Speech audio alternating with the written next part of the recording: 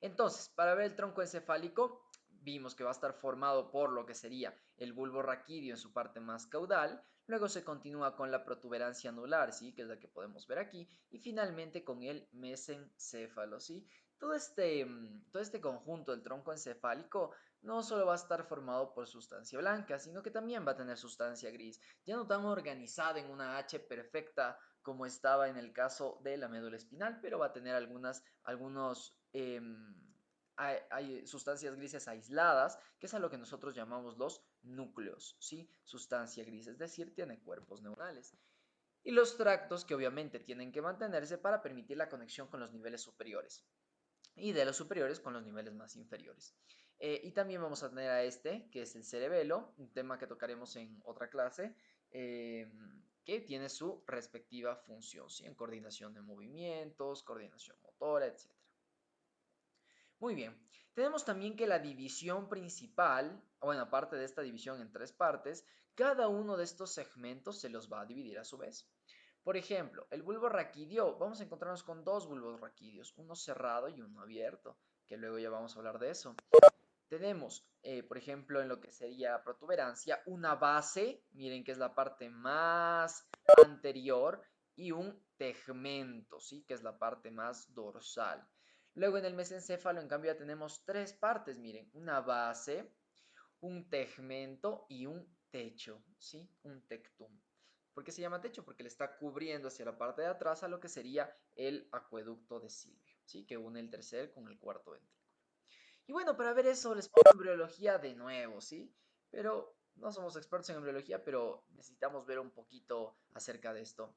Ya sabemos la formación del tubo neural, ya sabemos que tenemos algunos crecimientos a nivel de la parte más cefálica, formando las vesículas cerebrales, tanto primarias como luego las primarias cuando se dividan formarán las secundarias, ¿sí? Eso ya sabemos.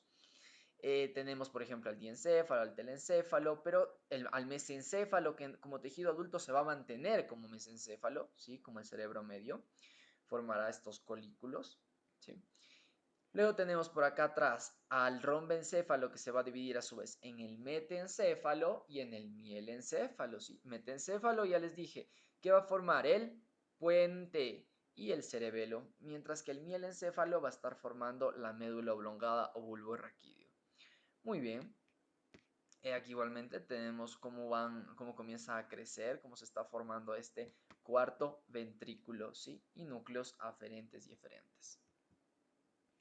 ¿Ok? Entonces las divisiones principales que ya habíamos hablado, dedo del mesencéfalo, protuberancia anular y bulbo raquídeo, médula oblongada. Y aquí tenemos algunas estructuras de ellas, pero esta imagen es esquemática, pero creo que esta me gusta más. Sí, esta es una imagen de Crossman y muestra muy bien toda la visión de lo que sería el tronco encefálico. ¿Alguien me puede decir qué visión es? ¿Esa es una vista ventral, dorsal, lateral? ¿Qué vista es?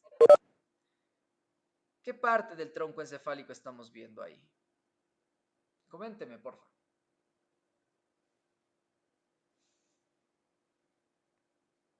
Muy bien, como todos dicen, es una visión dorsal, ¿no es cierto? Estoy viendo la parte posterior de lo que sería el tronco encefálico. ¿Cómo ubicarse? Siempre, siempre, siempre. La parte dorsal va a estar formado este rombo, ¿sí? Este rombo que es el piso del cuarto ventrículo. Muy bien, también vamos a poder ver en la parte dorsal estos que son los pedúnculos cerebelosos, ¿sí? Miren, uno medio, uno inferior y uno superior. Y si vamos más arriba, vamos a ver estas cuatro estructuras, ¿sí? Que se llaman tubérculos cuadrigéminos o colículos, ¿sí? Los colículos superiores y los colículos inferiores. Muy bien. Entonces, ya nos ubicamos cómo saber si estamos dorsal o ventral. Ahora debemos ver cada una de las estructuras. Entonces, comencemos con esta parte que es el bulbo raquídeo. ¿Cómo saber dónde inicia el bulbo raquídeo? El bulbo raquídeo va a iniciar en la parte más superior, o sea, justo con su conexión con la médula espinal, y en su parte más superior, más rostral, miren, va a formar el tercio más inferior del cuarto ventrículo, ¿sí? Miren, 1, 2, 3, y va a estar formando el piso del cuarto ventrículo en su tercio más inferior.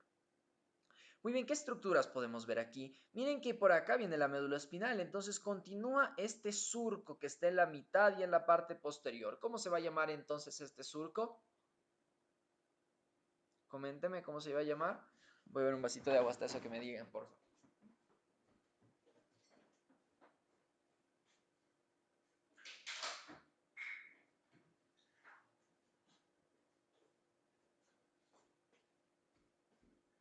Es el surco, ¿cómo se llama? Nadie ha respondido todavía. ¿Cómo se llama ese surco que les estoy diciendo, el de aquí? Miren, muy bien, Marian, es el surco medio posterior. Luego tenemos a este surco de acá, si le ven, a este de acá, que este surco es el posterolateral. ¿Por qué? Porque recuerden que entre el surco medio anterior y el surco posterolateral se forma todo este, que es el cordón posterior. Pero ese cordón posterior puede dividirse en dos, que es el fascículo grácil, el fascículo cuneiforme, gracias a qué surco. ¿Cómo se llama este surco de aquí?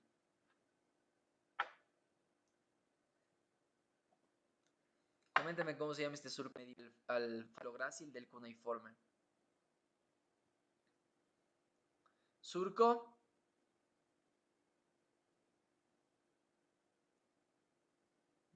Cuéntenme, chicos, chicas, acuérdense.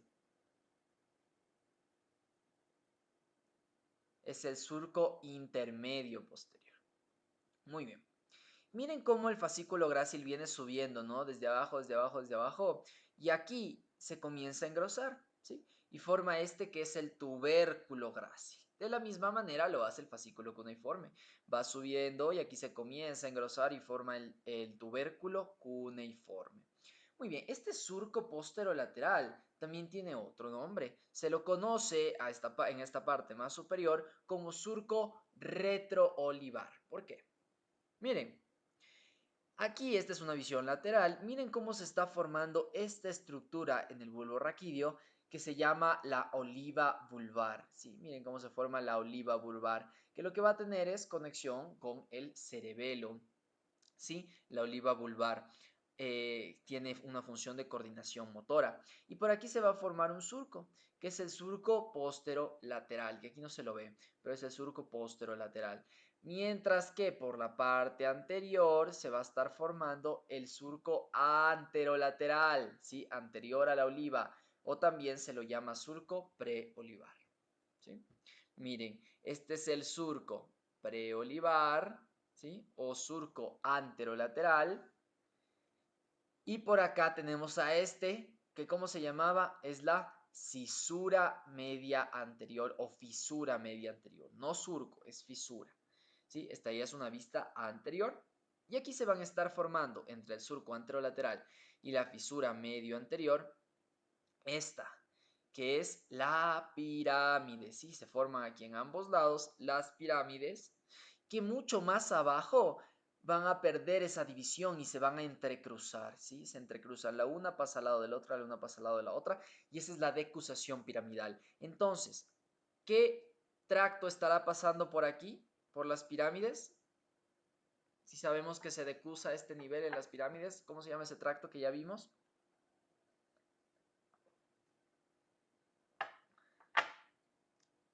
Coménteme, ¿cómo se llama ese tracto?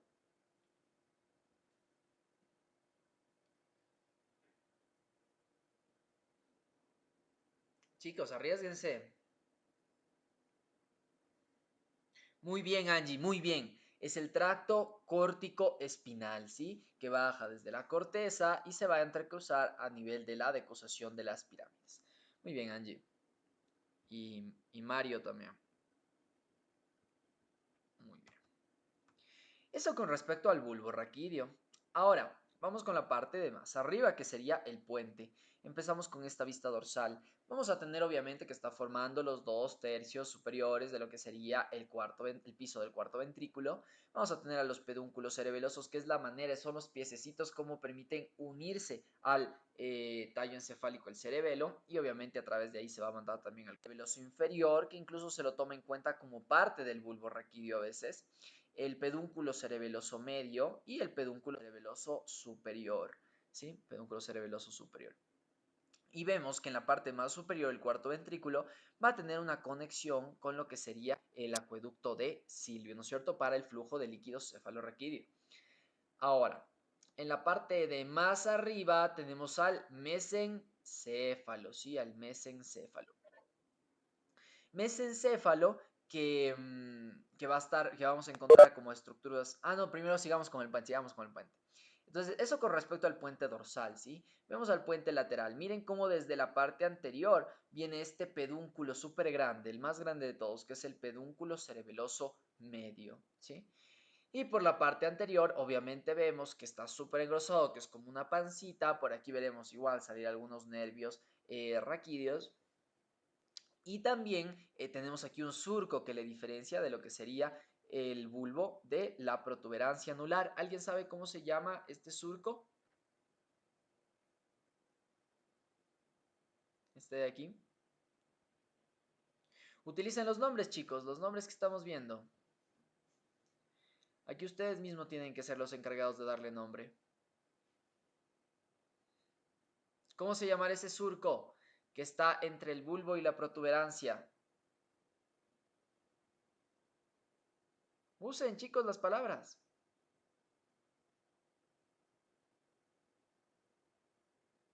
¿Cómo se llamará? Muy bien, Daniel, muy bien. Es el surco bulbo protuberancial, ¿sí? El surco bulbo protuberancial o bulbo pontino, ¿sí? Surco bulbo pontino, bulbo protuberancial. Perfecto, ahora vamos con el mesencéfalo. Miren, el mesencéfalo es ya esta parte más superior. Miren cómo va a estar formando los colículos, dos colículos superiores, dos colículos inferiores. Vamos también aquí a ver estos que son los cuerpos geniculados, ¿sí? Que en sí no son parte de lo que sería el mesencéfalo, más, por ejemplo, el cuerpo geniculado lateral es una parte del tálamo, pero de todas maneras se lo considera aquí por su conexión que tiene dentro con los colículos y eso por la parte posterior, ¿sí? Por la parte lateral, miren cómo está saliendo por aquí este que es el nervio patético, ¿sí? Es el único nervio craneal que va a salir por la parte dorsal de lo que sería el tallo encefálico. Miren, por aquí está saliendo por debajo de los colículos inferiores y va a ir hacia abajo y hacia adelante y luego hacia arriba, formando miren, el nervio troclear o nervio patético, nervio 4, ¿sí? Hasta que vaya a inervar el músculo oblicuo externo del ojo. Y miren, por esta parte más superior vemos que se están formando estos que son los pies pedunculares o pedúnculos cerebrales, que es la manera de anclarse a lo que sería el cerebro. Sí tiene continuidad con la cápsula interna y el tálamo, ¿sí? Tenemos los cuerpos mamilares, que los estudiaremos cuando hablemos de diencéfalo, porque no son parte del mesencéfalo, pero también se los puede ver ahí. Y por acá va a estar saliendo el motor ocular común, ¿sí? Y esta es otra imagen, que es una imagen real, ya no es un esquema ni un dibujo. Aquí podemos ver al puente, ya vimos las olivas, surco anterolateral o preolivar, tenemos al surco a la fisura media anterior y a las pirámides, ¿no es cierto? Miren cómo por aquí está saliendo el pedúnculo cerebeloso medio de la protuberancia anular. Y algo aquí para quedar claro, sí, es dibujar los nervios craneales. Me he olvidado de ponerles una imagen, pero miren, así van a estar circulando lo que serían espérense, lo que serían los nervios craneales. Aquí les voy a dibujar. Miren. Vemos que del surco anterolateral va a salir un nervio que es el nervio 12, ¿sí? El nervio 12. El hipogloso, ¿sí? Que me va a permitir el movimiento de lo que sería la lengua. Muy bien. Luego tenemos que, seguimos en bulbo raquídeo, ¿no? Vemos que del bulbo raquídeo va a salir otro, ¿sí? Obviamente aquí con sus conexiones, que es el nervio número 11, ¿sí? O accesorio espinal. Luego vemos que de una parte un poco más superior, igual del surco posterolateral, ¿no? No del anterolateral el único que sale es el 12. ¿Sí? Va a estar saliendo el 10, que es el vago, y un poco más superiormente, ¿sí? Va a estar saliendo el 9, ¿sí? Que es el gloso faringio. Todos estos van a salir del bulbo raquídeo. Muy bien. O médula oblongada, ¿sí? En la parte más superior, en cambio, vamos a ver cómo va a ir saliendo lo que sería por aquí este nervio, que es el, déjenme nombrarle, que es el nervio vestíbulo coclear, ¿sí? O nervio número, ay, espérense que no me raya, o nervio número, ya, o nervio número 8. Vamos a ver que un poco más medial va a estar saliendo el nervio número 7, ¿no es cierto? Que es el facial. Más medial aún va a estar saliendo este que es el motor ocular externo, nervio 6. Y finalmente va a salir, obvio, esto de los dos lados, ¿no? Uno grueso, grueso, grueso, grueso, que es el trigémino. Muy bien. Luego, ¿qué nos faltaba? El 4, que ya vimos que sale desde la parte dorsal, ¿sí? Por acá estará dando la vuelta lo que sería el 4 hacia la parte más anterior, ¿sí? Y por acá vamos a tener al 3, ¿sí? Al 3, que es el motor ocular común u oculomotor, ¿sí? Que va a ser encargado de los movimientos del ojo, del reflejo pupilar, entre otras cosas, y va a ir así en un trayecto anterior, ¿sí? Va a salir del mesencéfalo y solo hasta ahí nos quedamos. Simplemente los nervios craneales que vamos a ver son del 3 al 12. ¿Por qué? Porque ellos son aquellos que se originan del tronco encefálico. Los demás se van a estar originando de otras estructuras, por ejemplo, el nervio olfatorio, que es el número 1, estará más relacionado a la parte del área límbica, cerebral, mientras que el óptico 2 estará relacionado, por ejemplo, con la corteza occipital, ¿sí? Muy bien. Entonces sigamos, ya vimos la parte externa, ahora vemos los componentes estructurales internos, que en realidad es la parte más complicada de esto. Vamos a encontrar tractos descendentes y ascendentes, ¿no es cierto? ¿Por qué? Porque obviamente tienen que mantener esa continuidad de estos fascículos de subir o de bajar. No es que se pueden cortar a nivel del tallo encefálico, entonces los vamos a encontrar. Tenemos los núcleos de los nervios craneales, porque cada nervio craneal va a tener su origen aparente, que es de donde le vimos salir. Si por ejemplo que decimos que sale del surco preolivar, el hipogloso, ya ese es un origen aparente, pero su origen real va a estar situado dentro de lo que sería el tallo encefálico en estructuras histológicas como lo que sería la sustancia gris, el núcleo del hipogloso, ¿sí? Y de ahí están cuerpos neuronales y de ahí salen las fibras que forman al nervio hipogloso. Muy bien, luego tenemos a los pedúnculos cerebelosos, que son los que hablamos, que permiten esa conexión con el cerebelo y el tallo encefálico. Tenemos las vías descendentes del sistema autónomo, obviamente para el mantenimiento de esta parte involuntaria, y la formación reticular y vías monoaminérgicas. ¿Cuál es la diferencia?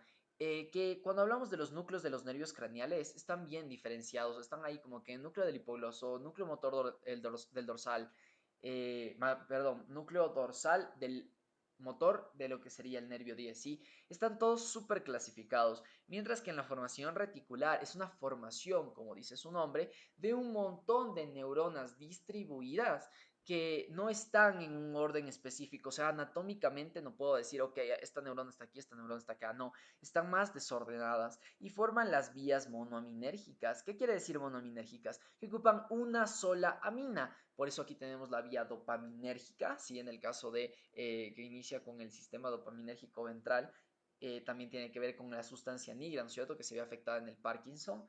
Tenemos también, por ejemplo, un sistema serotoninérgico que en cambio ocupa serotonina en el caso de los núcleos del RAFE, pero eso ya lo vamos a ver más adelante, ¿sí? Pero cada uno va a cumplir una función en específico. Entonces empecemos, ¿sí? Con los núcleos de los nervios craneales. Entonces aquí vemos que tenemos componentes tanto motores como componentes sensoriales y se los ha clasificado en ciertos tipos de estructura para poder entenderlos de mejor manera. Mire, la parte general somática eferente, obviamente, general de todo el cuerpo, somática por los somitas, trae una y lleva una información eferente, es decir, motora. Miren, aquí tenemos al nervio 12, que es el hipogloso, simplemente me permite mover la lengua. Tenemos al nervio 3, a su parte motora, ¿no es cierto? Que me permita mover el ojo hacia arriba, hacia abajo y hacia adentro. Tenemos al nervio 4, que es el patético, igual es un motor, es un nervio motor de lo que sería el ojo, y el nervio 6, otro motor del ojo, que es el abducens, ¿sí? El nervio abducens o motor ocular externo. Muy bien. Tenemos también el EVE, ¿sí? Especial, visceral, eferente, que se llama especial porque ya no se origina de la parte somítica, sino de los arcos branquiales, ¿sí? Por eso mismo visceral y eferente porque va a llevar el estímulo motor. Por ejemplo, tenemos aquí al nervio 5, a su parte masticatoria, al trigémino, ¿no es cierto? Que inerva a la parte de la masticación. Tenemos al nervio 7, ¿sí? De la expresión facial, al 9, al 10 y al 11, gracias a qué núcleo, a su núcleo ambiguo, ¿sí? Y el 11, que es el nervio accesorio, ¿sí? Tenemos también la parte general visceral eferente, que en cambio me va a traer los estímulos sensitivos de todas las vísceras, ¿sí? No esta parte especial, sino de todas las vísceras. La parte un poco parasimpática, sí tenemos el núcleo 3, que es el de Edinger-Westphal, es Edinger-Westphal, que es un núcleo accesorio, ¿no es cierto?, del nervio craneal 3, que me permitía ese reflejo pupilar. Miren, al salivatorio superior, un núcleo del nervio 7, que me permite obviamente la secreción glandular. Tenemos al salivatorio inferior del nervio 9 y el motor dorsal del 10, del vago, ¿sí?, del nervio vago o neumogástrico. Bueno, tenemos aquí también los componentes sensoriales, ¿sí? Ya terminamos la parte motora, ahora vamos con la parte sensitiva. General somática aferente, es decir, trae la parte sensitiva de todo el cuerpo. Aquí tenemos al quinto par. Tenemos la general visceral aferente, ¿sí? Donde se incluye al nervio 9, al nervio 10. ¿Gracias a quién? Pero a su núcleo solitario, ¿sí? Entonces aquí sabemos que el núcleo solitario forma la parte sensitiva en el caso del 10, pero el núcleo ambiguo me trae la parte motora en el mismo caso del 10 y el 9. Miren, el 7, el 9 y el 10, gracias al núcleo gustativo, que es una división de lo que sería el núcleo solitario. Y finalmente la parte de EVA, que es especial visceral aferente, igualmente nos trae las sensaciones de lo que sería todo nuestro cuerpo. Por ejemplo, aquí tenemos a los núcleos vestibulares. Muy bien, entonces vamos con el bulbo raquídeo. Sí, esa era como la parte más pesada y menos entendible de todo, que es más que todo memoria y no es muy aplicable. Ahora sí, el bulbo raquídeo se pueden ver dos porciones dependiendo también de la bibliografía. Por ejemplo, Crossman lo divide simplemente en caudal, en media y en rostral. En Waxman, en cambio, y en la mayoría de bibliografías se divide como un bulbo raquídeo cerrado. Quiere decir, cuando recién estaba formando el conducto ependimario y no formaba todavía el cuarto ventrículo, y una parte abierta donde ya le está formando al cuarto ventrículo, ¿sí? Miren, por ejemplo, esta imagen que vemos aquí es de la parte de la médula oblongada cerrada, miren, este corte de aquí, antes de que se forme esta estructura que es el cuarto ventrículo. Miren, por acá abajo está el corte. Entonces aquí principalmente, en esta parte más caudal, vamos a poder ver algunas estructuras. ¿Se acuerdan que está subiendo por este que es el cordón dorsal en la médula espinal y luego ya pasa dentro de la médula oblongada? El fascículo grácil. Y te acuerdan que aquí está el tubérculo grácil, el tubérculo cuneiforme, pero si lo vemos por adentro vamos a ver a la sustancia gris, donde se acuerdan que mientras estaba subiendo hacía un relevo aquí y se entrecruzaba, ¿no es cierto?, a través de las fibras arqueadas internas hacia lo que sería el lemnisco y de ahí subía esa información del tacto complejo, ¿no es cierto?, el núcleo grácil y núcleo cuneiforme. También tenemos aquí un núcleo especial que es el núcleo espinal del quinto par. El quinto par, que es el nervio trigémino, es bastante complejo. Ocupa toda la dimensión del tallo encefálico. Vamos a ver que tiene más o menos esta forma. Todo el núcleo, ¿no? O sea, tomando en cuenta todos los núcleos del trigémino, más o menos tiene esta forma, ¿sí? Va a tener una parte en lo que sería el, la médula oblongada, ¿sí? Que será la parte espinal, es el núcleo espinal y el tracto espinal del quinto par. Va a tener aquí algunos núcleos especiales como orales. Aquí tenemos a este núcleo, que es el núcleo principal, ¿sí? A nivel del puente, que es el núcleo sensorial y motor. Y por acá también tenemos un núcleo mesencefálico. Es decir, que va a estar distribuido en todo lo que sería la estructura del tallo encefálico, este núcleo del trigémino. Entonces, como aquí le cortamos, lo único que podemos ver es esta parte, ¿sí? El núcleo espinal del quinto par. ¿sí? Que principalmente me va a traer información sensitiva del dolor, de la temperatura, de lo que serían las partes que inerve el quinto par nervioso, el trigémino. Y vemos que también se tienen que conservar, como les dije, los tractos. Miren, aquí está el tracto espinocerebeloso dorsal, ¿sí? Que va a ir subiendo y va a ir, miren, de la parte de la médula espinal al cerebelo, ¿sí? ¿Alguien se acuerda? Este espinocerebeloso dorsal, ¿por qué pedúnculo entraba al cerebelo? Yo les había dicho cuando hablamos de esa vía. ¿Por qué pedúnculo entraba? Coméntenme. ¿Se acuerdan que les decía el espino cerebral que había uno anterior y uno posterior? Que el posterior era el calladito, el que estaba detrás, el que era ipsilateral. Muy bien, Marian, por el pedúnculo cerebeloso inferior. Muy bien. Chévere, igual a todos. Walter, Mario, etc. Listo, tenemos aquí también el tracto espinotalámico, ¿sí? Este tracto espinotalámico que recuerden que nos trae la información del dolor, de la temperatura. Recuerden que aquí ya está decusado este tracto. O sea, este tracto izquierdo que está señalado aquí va a estar trayendo la información derecha de ahí para abajo, ¿no? Porque recuerden que el espinotalámico se cruza ni bien entra a lo que sería la médula.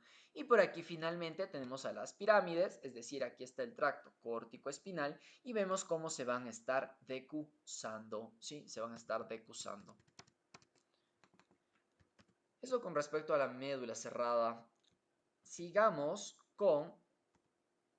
Ah, bueno, les pone un poquito de las vías ascendentes. Como hablábamos, miren, el relevo del cordón dorsal, que era esto que ya revisamos aquí, donde se cruza y forma el menisco medial, ya hemos hablado de eso. Tenemos el tracto espinotalámico, el espino reticular, que es el del dolor profundo, y el espino cerebeloso, que van a continuar obviamente con su trayecto.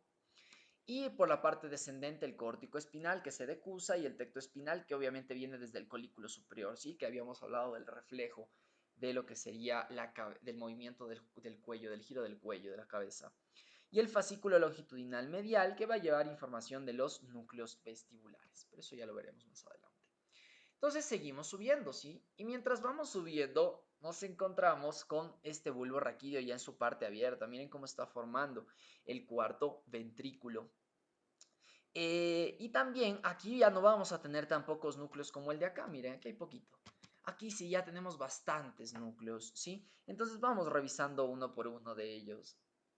Recuerden que aquí ya se van a estar formando lo que serían los nervios craneales. Entonces su deber para la próxima clase es aprenderse bien de dónde se están saliendo, está saliendo cada nervio craneal, ¿sí? Para que más o menos puedan tener la idea de qué nervio sale de qué parte, ¿sí? Y eso nos va a servir bastante en anatomía. Miren, tenemos aquí a lo que sería el núcleo del hipogloso, ¿sí? Que es el nervio 12 que miren, está por la parte más dorsal y más medial de los núcleos, porque este es el fascículo longitudinal medial, ¿sí? Esta es sustancia blanca. Este núcleo del hipogloso, miren cómo tiene sus cuerpos neuronales y de aquí salen sus axones y sale de lo que sería el bulbo raquídeo entre la pirámide córtico espinal y esta que es la oliva vulvar, ¿sí? Esta es la oliva que veíamos, ¿se acuerdan? Esta que es el surco anterolateral, por ahí va a estar saliendo el hipogloso, pero miren de dónde era su origen real. Muy bien.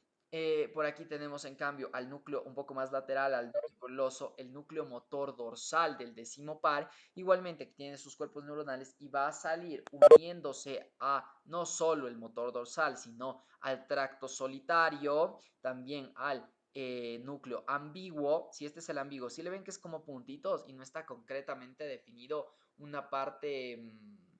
una parte así como este tracto, miren, o como este tracto de aquí, sino que el núcleo ambiguo está situado de esta manera. Entonces se lo llama así ambiguo porque no se lo ve muy bien si es un núcleo o no es un núcleo, es ambiguo, ¿no? Y eso, que forma al décimo y onceavo par, tanto el solitario como el ambiguo. Por acá tenemos al núcleo vestibular, ¿sí? De los dos lados, ¿no? El núcleo vestibular que se divide en cuatro partes, uno superior, uno inferior, uno medio y uno lateral, ¿sí? Que va a traer obviamente la parte del vestíbulo, la parte del equilibrio y va a tener una gran implicancia en todos los circuitos de coordinación motora. Y tenemos por aquí también a los núcleos cocleares, ¿sí? Que son en cambio de la parte auditiva, que lo que van a permitir igualmente es la formación conjuntamente con el vestibular de este que es el nervio vestíbulo coclear, ¿sí? O auditivo, que también nos trae información de la parte vestibular, ¿no? Ojo. Y eso principalmente, miren que en esta parte ya está formándose lo que sería el lemnisco medial, que es por donde van a estar subiendo las fibras sensitivas. Muy bien, entonces aquí tenemos igual los núcleos, que hablábamos el núcleo del hipogloso, ya lo mencionamos, ¿no? Entre las pirámides y el núcleo olivar, es un homólogo del asta anterior porque es exclusivamente motor para los músculos de la lengua. Tenemos al motor dorsal del décimo par, que es un parasimpático preganglionar, ¿sí? Parasimpático preganglionar, porque obviamente está antes de la formación de los ganglios, y envía lateralmente sus fibras dentro del 9 y décimo par craneal. Y el núcleo salivatorio superior, miren, aquí le podemos ver, vean, al núcleo salivatorio superior, que son axones igualmente parasimpáticos y van a las glándulas submandibulares y submaxilares, pero también al aparato lagrimal, ¿no es cierto? A esta parte involuntaria. Miren, este es igualmente una imagen donde se puede ver más o menos dónde está. Miren, el más medial es el núcleo del hipogloso, luego le sigue el núcleo motor del décimo par, luego está este que es el tracto solitario, luego el núcleo ambiguo y finalmente el espinal de lo que sería el quinto par craneal, ¿sí? El trigémino. Tenemos al núcleo ambiguo, como habíamos hablado, ¿sí? Que viene de axones braquiales, es para el 10 y el 11 y permite la deglución y la vocalización, ¿sí? Es motor, ¿se acuerdan? Mientras que el solitario que era sensitivo, ¿no es cierto? Principalmente sensorial, trae información de 7, para el par craneal 7, 9 y 10. Y en la parte rostral va a tener uno que se denomina el núcleo gustativo, ¿sí? Que sus fibras van a subir al núcleo ventropóstero medial del tálamo, que eso lo veremos en el tálamo, donde pasará luego la información a lo que sería la corteza gustativa, ¿sí? Para el gusto, el área 43 de Brodmann. Tenemos aquí los núcleos vestibulares, que ya les hablé, superior, inferior, medio y lateral, que llegan a la protuberancia, y los cocleares. Tenemos uno ventral, miren, uno ventral y uno dorsal, ¿sí? Que son para las fibras del órgano de Corti. Dentro del bulbo raquídeo, como les decía, debemos ver al pedúnculo cerebeloso inferior, ¿sí? Esta parte de aquí, que son las de fibras nerviosas a manera de tallo, obviamente van a estar en el bulbo raquídeo abierto, no en el cerrado. Tiene tracto, por aquí pasan los tractos que hablábamos, ¿no es cierto? El espino cerebeloso dorsal y un derivado de ese espino cerebeloso dorsal, que es el cuneo cerebeloso, simplemente se origina en la parte más superior. Tenemos también fibras del núcleo reticular lateral, olivocerebelosas. ¿Se acuerdan que les dije que desde la oliva se va a mandar para la coordinación motora fibras hacia lo que sería el cerebelo? Bueno, esas fibras van a pasar a través del pedúnculo cerebeloso inferior, ¿sí? Y contralateral, porque hay una decusación cerebela, ¿sí? Y fibras de división vestibular del nervio 8 y de los núcleos vestibulares, ¿no es cierto? Igualmente para estas funciones del equilibrio.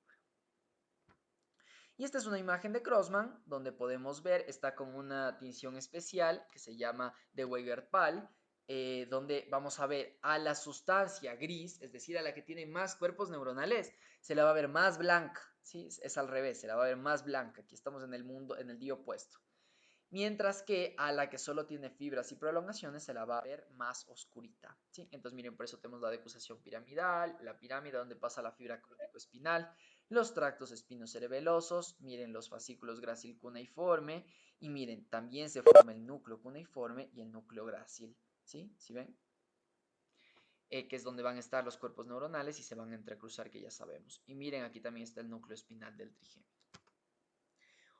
Un poco más arriba, esta es igualmente la llamada porción media, simplemente se va haciendo todo más chiquito. Aquí ya se ven las fibras arqueadas internas por donde va a pasar la información del cuerpo neuronal de los núcleos grácil y cuneiforme hacia el lemnisco medio.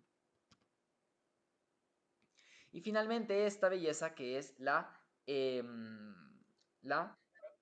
bulbo raquídeo abierto, donde podemos ver, miren, a la pirámide, a la oliva, miren, con sus cuerpos neuronales. Por ahí va a pasar miren, que es el núcleo del nervio hipogloso. Miren, por aquí pasan los nervios y va a pasar entre la oliva y la pirámide. Tenemos al lemnisco medio, al fascículo longitudinal medial.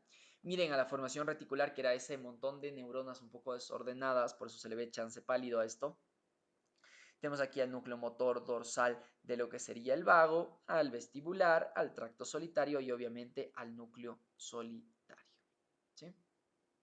Muy bien. Ahora vamos con la protuberancia anular. ¿Sí? La protuberancia anular que va a tener haces de fibras corticoespinales, porque primero antes de eso, ¿se acuerdan en qué se dividía la protuberancia anular, el puente? Cuéntenme. El bulbo raquídeo se dividía en uno más caudal, que es el cerrado, perdón, y uno más rostral, que es el abierto. Y muy bien, como lo dice Michelle, se va a dividir en base y en tegmento, ¿sí? Entonces, comenzamos con la base. En la base, ahí sí les digo que va a tener haces de fibras córtico-espinales. Porque recuerden que tienen que bajar, ¿no es cierto?, desde la corteza cerebral. No es que solo hay en las pirámides, que son la parte córtico-espinal, y para arriba no hay. No, sí hay un poco más desordenados, pero vemos que también están bajando estas fibras córtico-espinales. Y también las córtico-vulvares y otras que también se llaman córtico-pontinas, es decir, unas que se van a quedar solo en el bulbo y otras que se van a quedar solo en el puente. Y van a llegar aquí a unos núcleos que son los núcleos pontinos. Esta es la base, miren, este que les estoy mostrando aquí es la base de la protuberancia. Este de acá es el tegmento, ¿sí? El más posterior. Muy bien. Entonces aquí en estos núcleos pontinos va a llegar la información motora de lo que sería por la vía córtico-pontina. Pero si ven que todavía no ha pasado la decusación de las pirámides, pero sí se van a decusar en este momento para ir por dónde, por este que es el pedúnculo cerebeloso medio, ¿sí?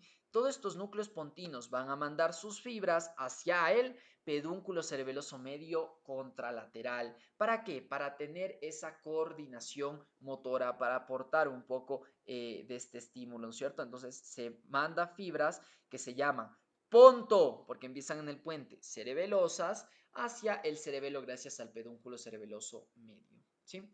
Aquí también vamos a tener a los núcleos del RAFE, que están bastante distribuidos, más o menos por donde está la formación reticular pontina, ¿sí?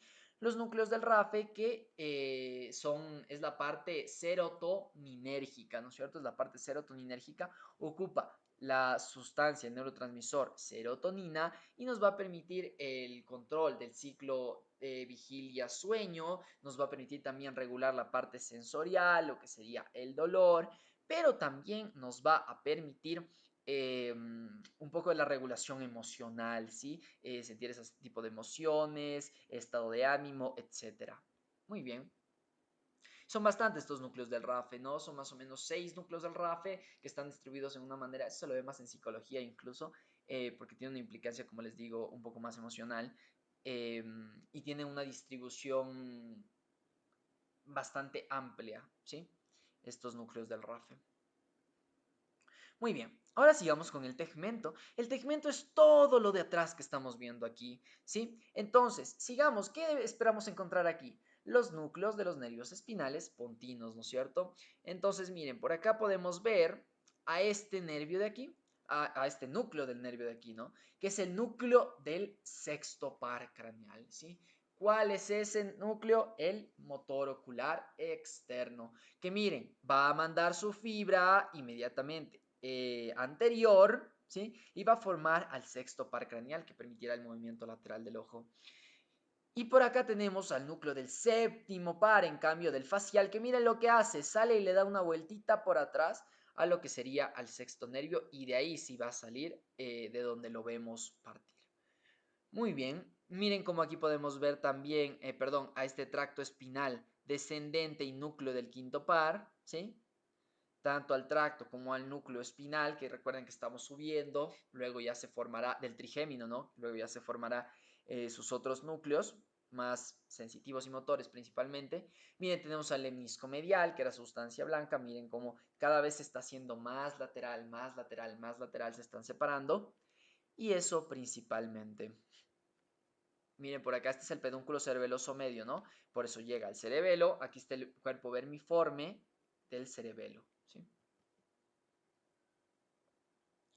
Muy bien, Este es por un corte medio, igualmente vean, podemos ver al núcleo motor, en cambio aquí ya no vemos a esta parte de acá, ya no le vemos al séptimo ni al sexto, sino que le vemos ya la parte más superior del quinto par. ¿Se acuerdan que le dije que era largo? ¿No es cierto? Largo mesencefálico, luego forma una estructura que era la parte principal, el núcleo principal, y luego otro más dorsal, que era, más caudal, perdón, que era el núcleo espinal del trigémino. Aquí ya se forman estos núcleos, el núcleo sensorial principal del quinto par del trigémino y el núcleo motor del quinto par del trigémino, ¿sí? Cada vez los lemniscos mediales se hacen más laterales. Aquí ya podemos ver un poco al pedúnculo cerebeloso superior y eso principalmente, y los tractos córtico-espinales que no se detienen, ¿no es cierto?, que siguen bajando.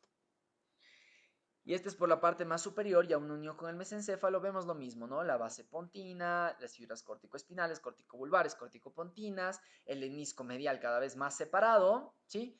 Y esto ya es un poco a nivel del mesencéfalo, a nivel, como les digo, en la unión de la protuberancia anular y el mesencéfalo. Y miren, podemos ver aquí estos núcleos, que son los núcleos del cuarto par craneal, ¿sí? Que es el patético, que recuerden por dónde sale, ya sabemos, por la parte posterior, el único que sale por la parte posterior y luego tendrá que darle la vuelta a lo que sería la parte más lateral. ¿Sí? Algo más que nos faltaba hablar son de las vías auditivas, ¿sí? Aquí se encuentran estas vías auditivas por los núcleos cocleares, ¿sí? Sus núcleos cocleares están en el bulbo raquídeo, ¿sí? Eso hay que tenerlo claro, en el bulbo raquídeo, en su parte abierta. Pero las vías auditivas van a estar pasando por esta región, ¿sí? Que van a ascender ipsilateralmente al lemnisco, es decir, no se van a entrecruzar, pero a su vez también va a haber regiones donde se van a cruzar, ¿sí? Donde se va a cruzar de tal manera que la corteza auditiva de un lado, digamos del lado derecho, reciba información de ambos lados, ¿no? Tanto del lado izquierdo como del lado derecho. Y también se mande tanto a las dos cortezas auditivas la información de cada lado, ¿sí? Muy bien. ¿Qué más? Entonces, estas fibras que se cruzan se los llama como cuerpo trapezoide, ¿sí? Se lo va a ver ahí, ya lo vamos a ver. Y tenemos que, ¿a dónde va a subir primero? Van a subir a lo que serían los colículos inferiores. Sí, esta no es la vía, no, esta es la del trigémino. Pero va a subir a los colículos inferiores que están aquí. Y de los colículos inferiores pasará a esta parte, que es el cuerpo geniculado medial. Y luego irá a lo que sería el tálamo, ¿sí? Muy bien. Y la corteza auditiva. Luego tenemos al pedúnculo cerebeloso medio, que ya hablamos, es el más grande, proviene de la base pontina contralateral, lleva estas fibras ponto-cerebelosas y termina en el hemisferio cerebeloso, ya lo sabemos. Y el sistema del trigémino, que les decía que es uno de los nervios más grandes. Miren, todo este es el trigémino, bueno, este es el nervio trigémino, pero este es su origen, su núcleo, que también es grandote. Miren este núcleo principal, que lo vemos en la protuberancia, ¿se acuerdan? La parte motora, en la protuberancia, la parte más superior, ¿no? La parte sensitiva, la parte motora. Por acá tenemos un núcleo oral que va al cerebelo interpolar y miren este núcleo espinal. Y por acá tenemos al núcleo mesencefálico. Entonces, este motor principal va a traer lo que sería las partes sensitivas del tacto fino y va a tener también un núcleo masticatorio, un núcleo motor. ¿Para qué? Para inervar a los músculos de la masticación, pterigoides externo, interno, massétero, temporal, etc. Y el núcleo espinal descendente, que ya les había dicho, del dolor y la temperatura, y el mesencefálico, que es principalmente propioceptivo. Algo que toca tener en cuenta es que las fibras igualmente tanto se entrecruzan, miren, pasan al otro lado, son contralaterales, ¿sí? Como también van a ser ipsilaterales, ¿sí? Ipsilaterales van a formar el tracto trigémino talámico, porque ¿qué? Va desde el trigémino hacia el tálamo. Dorsal, ese es ipsilateral, y tenemos a uno ventral, que en cambio es contralateral, ¿sí? Y forma este que es el lemnisco del trigémino. Muy bien, y aquí tenemos unas imágenes de Crossman, ¿sí? Donde podemos ver su disposición. Miren la parte más inferior del puente, las fibras pontocerebelosas, ¿sí? Tenemos al lemnisco medial, que cada vez se va separando más, los núcleos del puente, ya sabemos que pasan a través del pedúnculo cerebeloso medio a los hemisferios cerebelares, ¿sí? Tenemos al núcleo dentado, que es un núcleo del cerebelo, ¿sí? No es parte de lo que sería el puente, y eso principalmente. Mientras vamos subiendo, vemos que se hace más separado lo que sería el lemnisco medial. Y miren, aquí está esa entrecruzación para las vías auditivas, que era el cuerpo trapezoide, ¿no es cierto? El cuerpo trapezoide, vemos por aquí el trigémino igualmente, que va a estar formándose de sus núcleos.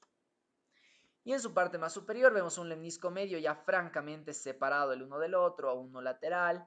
Tenemos esta parte principal también, que es el locus ceruleo, que eso lo vamos a ver mejor en la parte mesencefálica, ¿sí? Que tiene que ver igual con el dolor, con la regulación de la parte sensorial y también con lo que sería el control del ciclo vigilia-sueño, ¿sí?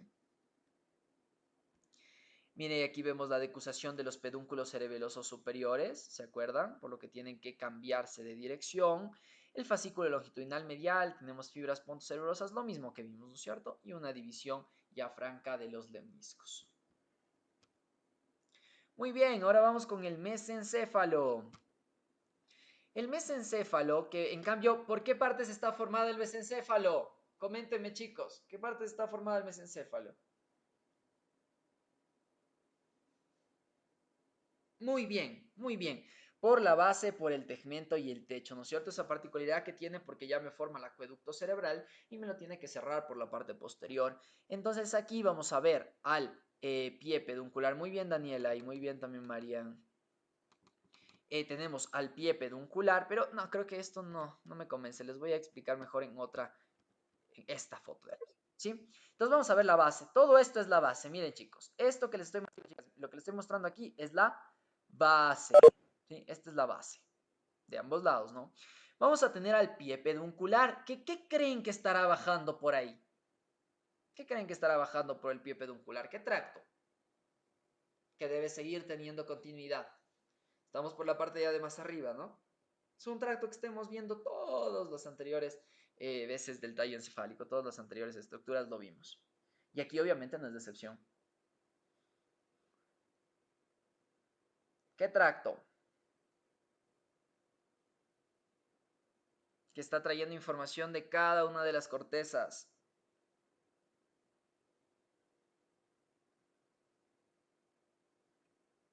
Muy bien, Daniela. El tracto córtico espinal, ¿no es cierto? Que va a estar bajando por aquí. Muy bien, Javier. También el tracto córtico vulvar, el tracto córtico pontino, porque tiene que llegar hacia la parte de abajo. Eso grábense en la mente, que no está todo separado, todo tiene que estar conectado. Y para que llegue a la parte de abajo, para que llegue a la parte espinal, primero tiene que pasar el mesencéfalo, tiene que pasar la protuberancia y tiene que pasar el bulbo raquídeo, ¿sí? Entonces, exactamente. El pie peduncular va a tener estas fibras nerviosas, así que va a permitir unir a la parte más superior con la parte inferior. Y tenemos esta parte particular que es la sustancia negra, que aquí se la ve blanca, no sé por qué, pero bueno, no sé por qué la han puesto así, pero es la sustancia negra, que en verdad se lo ve así, se lo ve negra. ¿Alguien sabe por qué se ve negra la sustancia negra? Bueno, antes que nada, la sustancia negra va a ser un sitio de relevo que va a traer información cerebral, que va a igual enviar información hacia lo que serían los ganglios basales. Es como una retroalimentación, le llega información cerebral, le llega información de ganglios basales y manda información a ganglios basales. Porque cuando revisemos la parte del sistema motor, vamos a darnos cuenta que tiene un papel importante lo que serían los ganglios basales para la coordinación motora. Y muy bien, Javier, por la gran presencia de neuromelanina en estas neuronas que están aquí en la sustancia negra, que son neuronas dopaminérgicas, ¿sí? Que tienen gran cantidad de neuromelanina. Muy bien. Y como les digo, manda sus prolongaciones hacia el cuerpo estriado y reciben aferencias de lo que sería la parte cerebral y también del cuerpo estriado. Muy bien. ¿Qué pasa cuando se degenera esta sustancia negra? Que no podemos corregir esos movimientos errados y esos movimientos que son a veces un poco involuntarios. Lo que permite es corregir, es enfocar, es organizar los movimientos. Eso permite la sustancia negra. Y si obviamente tenemos una degeneración, no vamos a poder controlar muy bien nuestros movimientos y se va a dar el Parkinson, ¿no es cierto? La enfermedad de Parkinson, que ya sabemos cómo se manifiesta cuando se degeneran las neuronas de la sustancia negra, ¿sí? La sustancia negra. Muy bien. Y juntos la sustancia negra con el pie peduncular pasan a llamarse pedúnculo cerebral, ¿sí? Que es la manera en la cual se va a unir la parte más inferior con la parte más superior, ¿sí? Con el tálamo y la cápsula interna. Muy bien, eso con respecto a la base, ¿sí? Ahora vamos con esto, que ya es el título de aquí, que es el tegmento.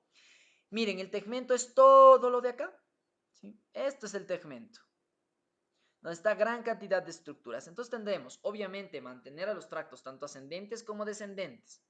¿Qué más? Tenemos aquí esta particularidad que es el núcleo rojo. ¿Se acuerdan que aquí salen unas neuronas que se entrecruzan de una y forman el tracto rubroespinal también para la coordinación motora? Vamos a tener esta también a los núcleos del nervio 3 y en la parte más inferior tenemos a los núcleos del nervio 4 que se comparte con la protuberancia, ¿no? Pero tenemos los núcleos del nervio 3, ¿sí? Del motor ocular común, que de aquí igualmente van a salir y va a salir por esta que es la fosa interpeduncular. Miren, entre los pedúnculos hay una fosa y por aquí sale el motor ocular común. Va a tener aquí unos lugares accesorios y unos núcleos accesorios, que es el núcleo de Edinger-Westphal, que permite el reflejo pupilar, ¿sí? Gracias a algo combinado de lo que serían los colículos superiores, los colículos eh, y los cuerpos geniculados laterales, con lo que sería los núcleos del nervio 3. Y obviamente el lemnisco mediano, ¿cierto? Que se continúa como fibra. Tenemos también que las partes del recto superior van a ser contralateral, mientras que los demás grupos de músculos van a ser ipsilaterales. Y aquí tenemos al locus ceruleus, que es lo que les había hablado, control de sueño, vigilia, un poco de modulación sensorial. Son neuronas. ¿Alguien sabe qué tipo de neuronas son? Las dopaminérgicas eran las de la sustancia negra. Las serotoninérgicas eran las de los núcleos del RAFE. Y los del locus ceruleus, ¿qué tipo de neuronas son? ¿Qué amina utilizan?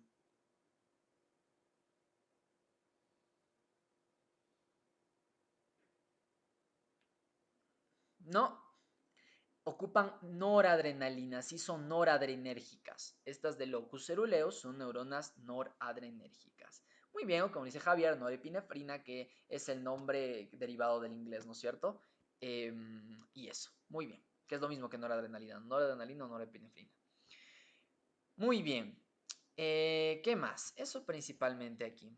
También tenemos, ahora ya sí, a lo que sería el techo. Miren, el techo es toda esta parte, en cambio, de acá atrás, la parte más dorsal, por detrás del acueducto cerebral, ¿no es cierto? El acueducto mesencefálico, el de Silvio. Por detrás están el techo, el tectum, que va a estar formado principalmente por los colículos, ¿sí? Colículos superiores, colículos inferiores. Son dos, ¿no? Dos superiores y dos inferiores. Los inferiores que van a estar en relación con la parte auditiva, ¿sí? Auditiva. Y van a enviar sus conexiones al núcleo geniculado medial, ¿sí? Recuerden que recibían de la vía auditiva a través del lemnisco medio, de ese cuerpo trapezoide, tanto contralateral como ipsilateral, de los núcleos cocleares que se conectan con el vestíbulo coclear, ¿sí? Con ese nervio. Pasan a los núcleos cocleares, de los núcleos cocleares a través del lemnisco van a subir a lo que sería el colículo inferior y del colículo inferior pasan al núcleo geniculado medial, ¿sí? Medial. Y aquí quiero mostrarles una foto para que sea mucho más obvio la unión. Miren, miren, este es el colículo inferior y miren, este es el cuerpo geniculado medial. Miren, por aquí establece su conexión, mientras que en la parte superior, el colículo superior que es visual, recibe información de lo que sería el núcleo geniculado lateral, ¿no? Que obviamente trae la información de lo que sería la cintilla óptica, etcétera. Lo lleva al colículo superior y del colículo superior es para la parte visual, ¿sí? Del cuerpo geniculado lateral. Entonces, superior es del cuerpo geniculado lateral e inferior es del cuerpo geniculado medial. Muy bien. Y ahora tenemos otra parte que es la sustancia gris periacueductal. Miren, porque está alrededor del acueducto de Silvio.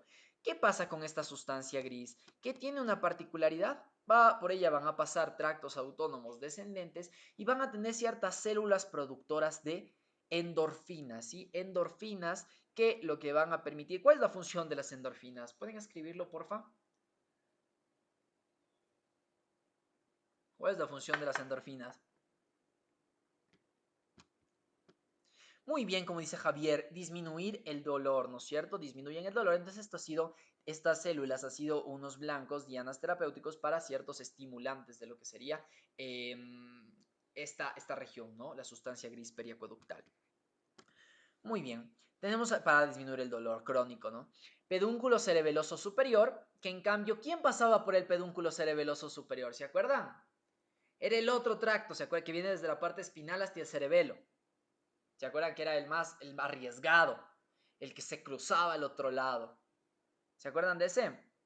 Que era el espino cerebeloso anterior. ¿Se acuerdan que estaba antes del otro? Que el otro era calladito, se iba por atrás, por el mismo lado y se iba por el inferior, porque era inferior. En cambio, este era gallardo, ¿no es cierto? Iba primerito.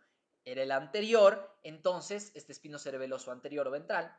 Y él sí se arriesgaba, ¿no? Cruzaba al otro lado y subía por el pedúnculo cerebeloso superior, ¿no? Porque al final era superior. Muy bien. Y también fibras eferentes del núcleo dentado del cerebelo, ¿sí? Al núcleo rojo opuesto, ¿sí? Se entrecruza. Miren, aquí estará el núcleo dentado del cerebelo y por acá se entrecruzarán, ¿no es cierto? Un decruzamiento de las fibras cerebelares y llegará al núcleo rojo opuesto, ¿sí? Es el tracto dento rubro talámico, que eso lo veremos después. Y bueno, este es un repaso de todo lo que ya hemos visto. Miren, aquí está el colículo inferior, la sustancia gris periacueductal, aquí está el acueducto, ¿sí? Aquí está, miren, el núcleo dorsal del RAFE, que puede llegar hasta acá el RAFE medio, pero bueno. El núcleo del nervio troclear, miren, porque esta vemos la parte más inferior, ¿sí? Luego, si le vemos superior a este mismo nivel, se va a encontrar el núcleo del tercer nervio. Este es nervio 4. Si lo vemos más arriba, vamos a ver al nervio 3, ¿sí? Al fascículo longitudinal medial igualmente, fibras temporopontinas, corticobulbares, corticoespinales y frontopontinas. Muy bien. Y la sustancia negra, que recuerden que según esta tinción de Meissner-Pal, se ve al revés, ¿no? Entonces esta que tiene más fibras se la ve de color negro y esta que tiene cuerpos celulares, como tiene un montón y aparte son negros, miren cómo se lo ve. Súper blanquito, ¿sí? Y este es un corte más superior, miren donde podemos ver a los núcleos del 3, ¿no es cierto? De lo que sería el motor ocular común, por donde van a salir obviamente los nervios del motor ocular común. Y por acá, que no se lo ve, va a estar los núcleos accesorios, ¿no? De Edinger-Westphal. Tenemos al núcleo rojo, que ya sabemos su conexión con el cerebelo, y los lemniscos, ¿no? El trigeminal que habíamos hablado, el lemnisco medial, el lemnisco espinal, ¿sí? Ahora veamos la vascularización y para esto quiero compartirles, como habíamos quedado, que la parte de vasculatura lo íbamos a ver con la aplicación del celular, que es mucho mejor. Entonces les voy a detener la compartir. Uy, no, ya la fregué.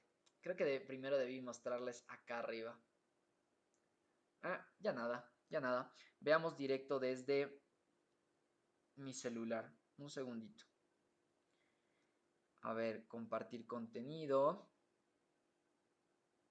¿Hasta eso alguna pregunta que tengan, chicos? Pueden hacerla, ¿sí? Comenzar ahora. Ponemos el atlas. Listo. Ahí tenemos al atlas, que ya le queremos mucho, ¿no es cierto? Este atlas, espero que la mayoría de personas ya le haya logrado craquear y le haya podido descargar. Y ya pues, ya está estudiando de este atlas, que es la mejor manera de estudiar. No la parte cerebral, bueno, sí, a veces tiene una función la parte cerebral como para verlo un poco más tridimensional, más, es más como que de estructuras externas lo que se puede ver aquí, más la parte como que interna de los núcleos y todo eso no se los ve. Pero sí, en la parte de vasculatura y de nervios, Dios mío, es número uno. Y miren, justo tenemos aquí un modelo que es el modelo perfecto, miren, para revisar. Es hermoso, me encanta este modelo. Entonces, miren, aquí vamos a ver la vasculatura, ¿sí? La irrigación que va a tener esta parte, ¿no es cierto? Miren, y esto coge relevancia porque gracias a esta parte arterial que puede estar comprometida, pueden manifestarse múltiples lesiones, ¿no es cierto? Miren, obviamente tenemos que del ventrículo izquierdo, del corazón, ya sabemos que sale la aorta, ¿no es cierto? Sale la aorta, tiene su callado de la aorta, que luego se divide para la parte derecha en esperen, déjenme bloquearle la parte venosa para no verla, ¿listo? Tenemos que se divide en su tronco brachiocefálico derecho, ¿sí? Que va a unir tanto la parte braquial como la parte de la parte cefálica, por eso es tronco brachiocefálico, mientras que por acá tenemos la carótida común y por acá simplemente la parte subclavia. Entonces este tronco brachiocefálico se va a dividir igualmente en una subclavia derecha y una carótida común. Y de esta subclavia derecha, miren que sale esta arteria que es la arteria vertebral, ¿sí? La arteria vertebral, que miren, va a subir a través de estos agujeros, ¿sí? De cada una de las vértebras cervicales, perdón, va a subir, va a subir, va a subir, por esos agujeros paravertebrales, y miren, se va a unir, eso de los dos lados, ¿no? Miren, de los dos lados, y se van a unir estas arterias que se llaman arterias vertebrales, y van a formar a esta arteria, que es la arteria basilar, ¿sí? Que es una de las principales arterias que va a estar, como se puede ver claramente, va a estar irrigando lo que sería la protuberancia principalmente y también la parte superior del bulbo raquídeo, ¿no es cierto? De la médula oblongada. Muy bien, miren que esta arteria vertebral se va a dividir y va a mandar un ramito. Miren este ramo. Esta se denomina la arteria postero-inferior. Miren que el cerebelo tiene dos caras, ¿no es cierto? Una cara superior, una cara inferior, ¿sí? Bueno, también tiene una cara lateral, pero principalmente es así, ¿no es cierto? Entonces tiene una cara superior y una cara inferior. Por ende, tengo que irrigarle esa cara superior y esa cara inferior. La cara inferior lo lograré fácilmente a través de lo que serían unas dos arterias, ¿no es cierto? La posterior inferior que me está irrigando la parte posterior, miren, ahí está clarito, la parte posterior del cerebelo, ¿sí? E inferior, ¿no es cierto? No me está irrigando la parte superior. Y por acá, ya cuando se forma arteria basilar, sale otro ramo, que es la cerebelosa anteroinferior, que esa en cambio me va a irrigar igualmente la parte inferior, pero también la parte anterior, ¿sí? Muy bien.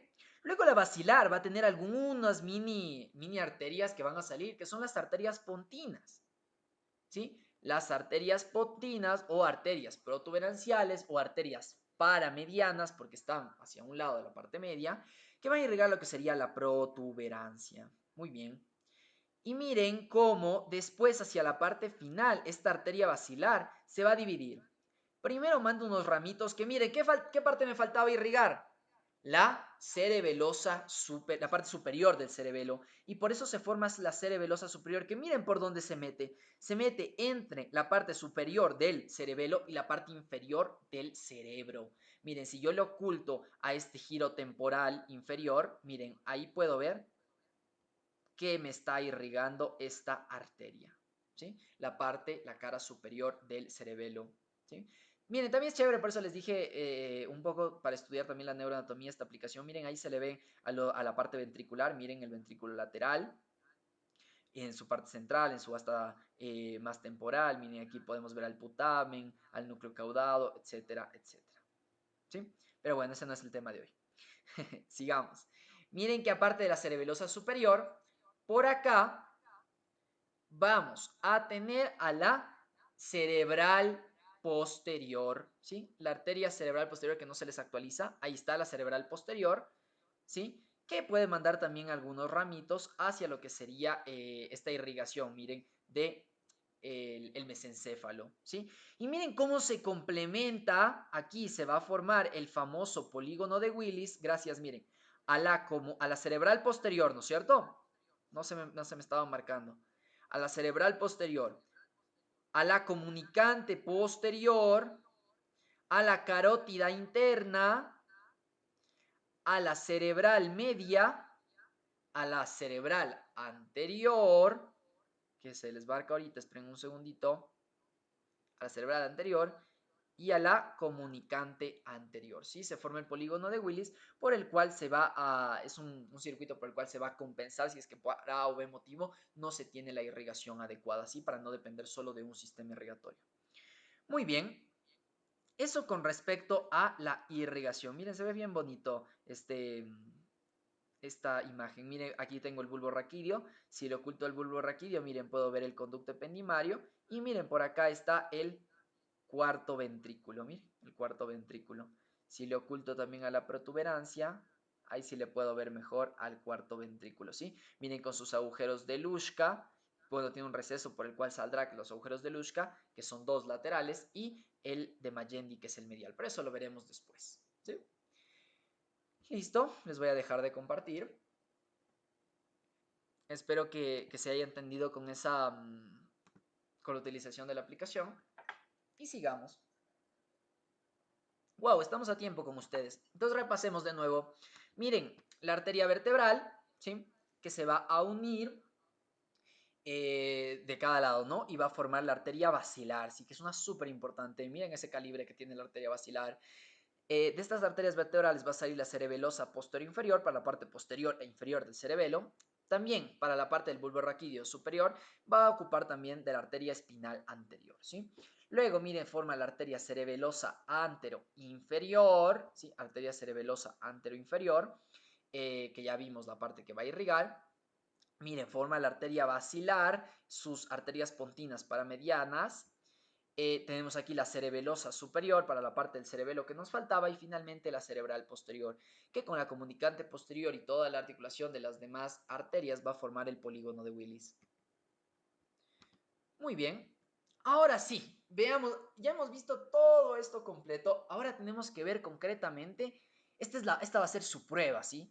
Su prueba para ver si han entendido y atendido todo lo que hemos visto. Todas estas lesiones, ustedes me van a decir qué va a pasar, porque ustedes ahorita ya conocen, ¿no es cierto? Todas las posiciones, y es lo importante de neuroanatomía, porque una vez que conoces la disposición de cada una de las partes, ya puedes estar enfocando y entender qué problemas se van a ocasionar si hay una lesión a cada nivel, ¿sí? Y eso es bastante importante para poder entender neuroanatomía y también obviamente su relevancia en el examen físico. Entonces empecemos con las lesiones a nivel del bulbo raquídeo. Miren, tenemos aquí una lesión que se le denomina síndrome vulvar medial, ¿sí? O síndrome medular medial. También tenemos uno medial, miren, porque está en la línea media, y otro que es el síndrome medular o vulvar lateral, ¿sí? Que tiene otra característica. Cuéntenme, este síndrome vulvar medial o hemiplegia alterna del hipogloso, ¿qué me va a estar afectando? ¿Qué partes, qué estructuras anatómicas me está afectando? Cuéntenme. O más bien, cuéntenme cómo se va a manifestar, qué problemas voy a tener en este síndrome. Miren, todo esto que está con celestito está dañado. Arriésguese, porfa, alguien que active el audio. Estoy anotando a todos ustedes para poderlo, a todas las personas que participan, porque recuerden que al final de todo este curso se va a dar un certificado a todas las personas que asistieron y que han aprobado, ¿no? O sea, no es como que aprobado de loco, te pongo la soga al cuello y tienes que aprobar. No, pero sí dar las pruebas, presentarse a clases y todo eso. Como todas las clases están grabadas, puedo ver igualmente las personas que asistieron y todo eso. Y aparte, obviamente, sirve como puntos extra lo que sería la participación en clase. Por ejemplo, Javier, una de las personas que siempre está participando. Igual manera, Mario, Daniela, ya Marianne, Michelle, Walter, etcétera, ¿sí? Angie. Entonces, por favor, necesito que me vayan comentando. Alguien que active su audio y se arriesgue. Aquí es de arriesgarse. Que no arriesga, no gana. ¿Qué lesiones creen que se va a manifestar en esta hemiplegia alterna del hipogloso? ¿Qué parte se ve comprometida? Recuerden que este es un bulbo raquídeo en su parte abierta. ¿Sí? Ya, muy bien, José nos dio el inicio, que es una lesión en las fibras del origen del hipogloso. Miren, este es el núcleo del hipogloso y por acá está saliendo su fibra. Miren, sale el nervio del hipogloso. Si le estoy jodiendo a esta parte de aquí, me va a comprometer el movimiento de la lengua, ¿no es cierto? Porque es la función del hipogloso. Es por eso que se llama hemiplegia alterna del hipogloso. Ahora, cuéntame, José, muy bien, José. ¿Cuál, cuál va a ser la lesión? En la parte muscular ipsilateral, es decir, del mismo lado, o contralateral. Cuéntanos.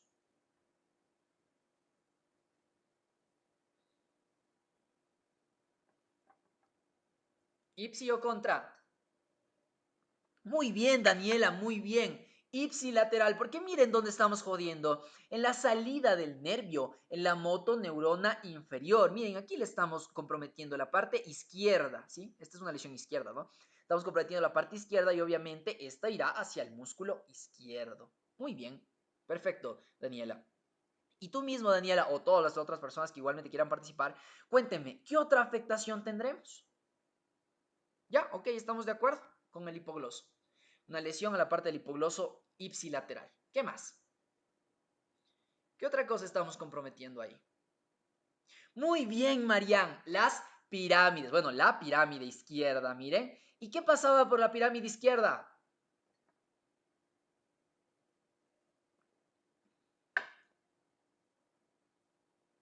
Cuénteme, ¿qué tracto pasaba por la pirámide? No la izquierda en sí, por la pirámide.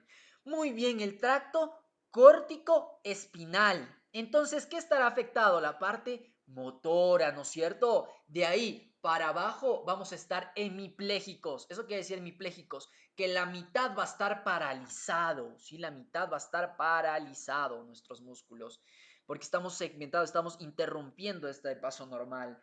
¿Pero qué será? ¿Contralateral o ipsilateral?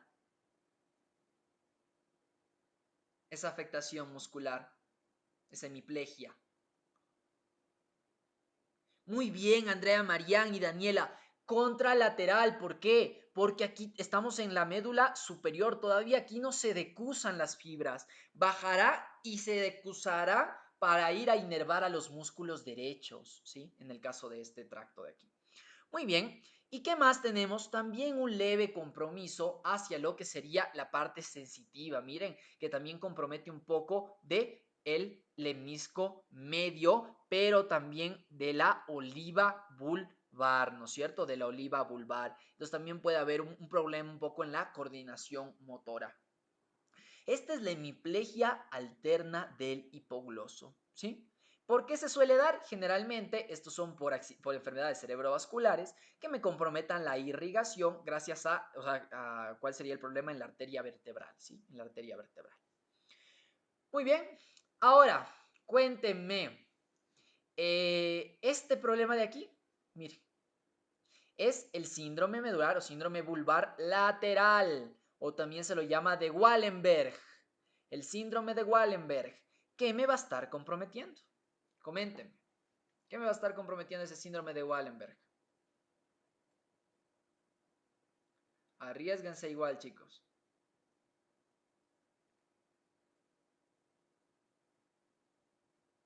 Ya, pedúnculo cerebeloso inferior, está bien, estás bien.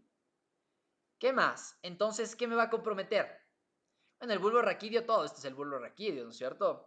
Muy bien, los núcleos vestibulares, Michelle, los núcleos vestibulares. Entonces aquí vamos a tener un problema también atáxico, ¿no es cierto? Vamos a tener una falta de coordinación por la parte sensitiva que tiene que llegar. Miren, se compromete tanto la parte vestibular como la parte coclear. Miren, recuerden que aquí se está formando el nervio vestíbulo coclear, entonces se va a comprometer. ¿Qué más? ¿Qué más aparte de ellos?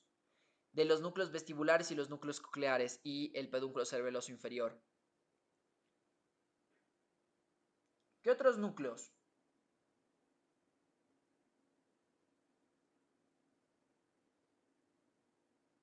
Muy bien, el 9 y el 10, ¿no es cierto? Tanto el vago como el glosofaringe. Entonces vas a tener problemas ¿en qué?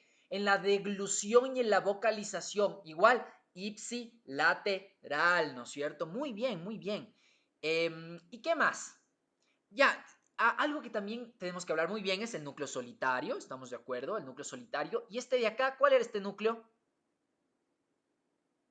¿Se acuerdan de este núcleo?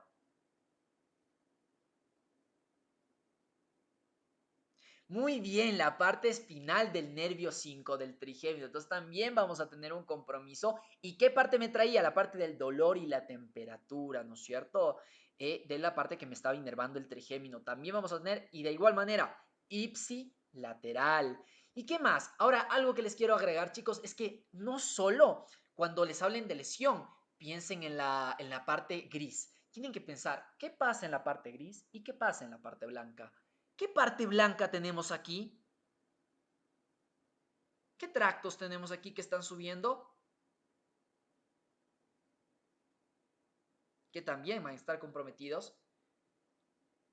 Muy bien, el espino talámico, ¿no es cierto? Entonces también tendremos una afectación en la parte sensitiva del dolor y la temperatura de aquí para abajo, o sea, del lugar de la lesión para abajo, pero ¿qué? ¿Contralateral o ipsilateral?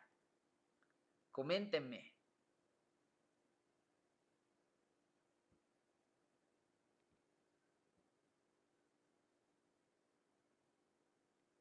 Coméntenme. ¿Contra o ipsilateral? Razónenle y me dicen.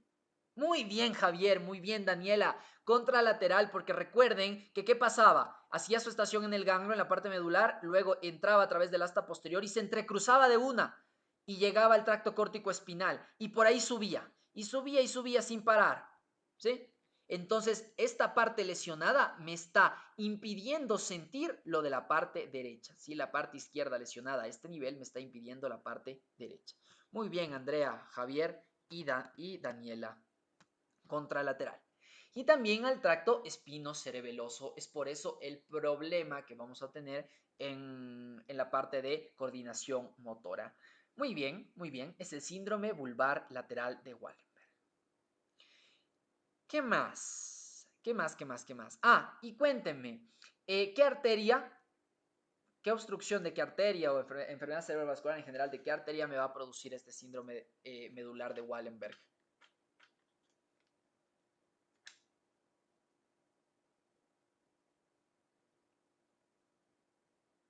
Muy bien, la cerebelosa póstero inferior. Perfecto. Y algo más que vale la pena es que cuando también hay un compromiso simpático, por ejemplo, que nos permite dar el ambiguo, ¿sí? Cuando hay un crecimiento, cuando es un poco más grande esta lesión lateral de Wallenberg y hay compromiso simpático, pasa a llamarse síndrome de Horner, ¿sí? Con H. Síndrome de Horner, ¿sí? Cuando hay también compromiso de las vías simpáticas. Muy bien, perfecto, me encantó su desempeño aquí. Sigamos, ahora vamos con el puente, chicos. Miren, también tenemos ciertas afectaciones por la parte vascular. Miren esta de aquí. ¿Qué pasa si tenemos una lesión en este círculo azul que está aquí? Cuénteme, se llama hemiplegia alterna del motor ocular externo. ¿Sí? Estamos en el puente, en la parte más inferior del puente, ¿no? ¿Qué me va a ocasionar? Mírenle la imagen y dígame qué me va a ocasionar. ¿Cómo se va a manifestar?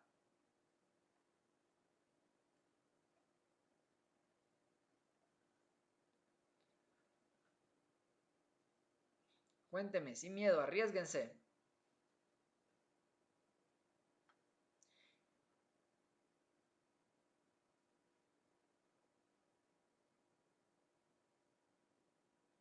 Chicos, chicas, ¿se me durmieron? Cuéntenme, ¿cómo se va a afectar? ¿Qué parte tenemos afectada?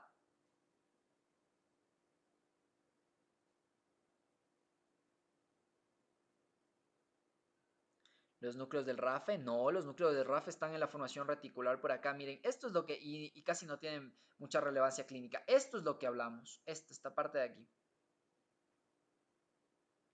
Muy bien, ¿no es cierto? Como dice Daniela, la salida del motor ocular externo, ¿no es cierto? Miren, este es el nervio, el núcleo 6 y este es el motor ocular, va mandando sus fibras formando el motor ocular externo. Y miren cómo estoy impidiendo esa salida o le faltó la irrigación y se comprometió esa área. Entonces, ¿qué va a pasar? Que no voy a poder mover el ojo hacia afuera, que es la función del motor ocular externo, en esta en ipsilateralmente, es decir, en la parte izquierda. Y esto es lo principal que nos cuenta Marianne y nos cuenta Electropark. La, los tractos córtico-espinales. Recuerden que si por acá están viendo los tractos córtico-espinales, por arriba también. Entonces todas estas hemiplegias alternas se llaman hemiplegias alternas. ¿Por qué? Porque todas las hemiplegias alternas me van a joder. ¿Qué parte? La parte motora. Por eso me dan una hemiplegia, es decir, la mitad del cuerpo paralizado, una hemiplegia, y es contralateral porque todavía no se decusan. Y por eso es que tiene varios nombres. Tenemos la hemiplegia alterna del del hipogloso, ¿sí? Cuando se manifiesta con una capacidad de mover la lengua hacia el lado ipsilateral de la lesión, mientras que, hice así, no porque estoy medio raro, sino porque estaba mostrándoles, ipsilateral de la lesión, mientras que no puede mover la parte contralateral. Ahora, la hemiplegia alterna del motor ocular externo, ¿cómo se manifiesta? Que en el ojo ipsilateral de la lesión no va a poder mirar hacia afuera, no va a poder girar el ojo hacia afuera, mientras que en la parte contralateral va a estar paralizado, ¿sí? De aquí para abajo. Pues por eso hemiplegia alterna del motor ocular externo. Muy bien, Daniela. Movimiento lateral del ojo. Entonces, siempre lo primero que deben decir cuando veamos una hemiplegia de aquí es que se compromete la parte córtico-espinal, pero también tienen razón, la parte córtico-pontina también puede tener una afectación, aunque recuerden que de una u otra manera va a estar compensada la parte de la coordinación motora, porque esta parte derecha está bien, ¿sí? Entonces se va a compensar un poco. Y lo más importante, como les digo, más que la coordinación motora, no te sirve de nada tener coordinación motora si ves que está completamente jodida la parte muscular, que no pueden moverse, ¿no es cierto?, del otro lado. Así que eso hay que tener en cuenta bastante. Era hemiplegia alterna media del motor ocular externo. Muy bien a todos. Y esta parte de acá, que es el síndrome pontino dorsal. Miren, este síndrome pontino dorsal, ¿qué creen que me va a causar?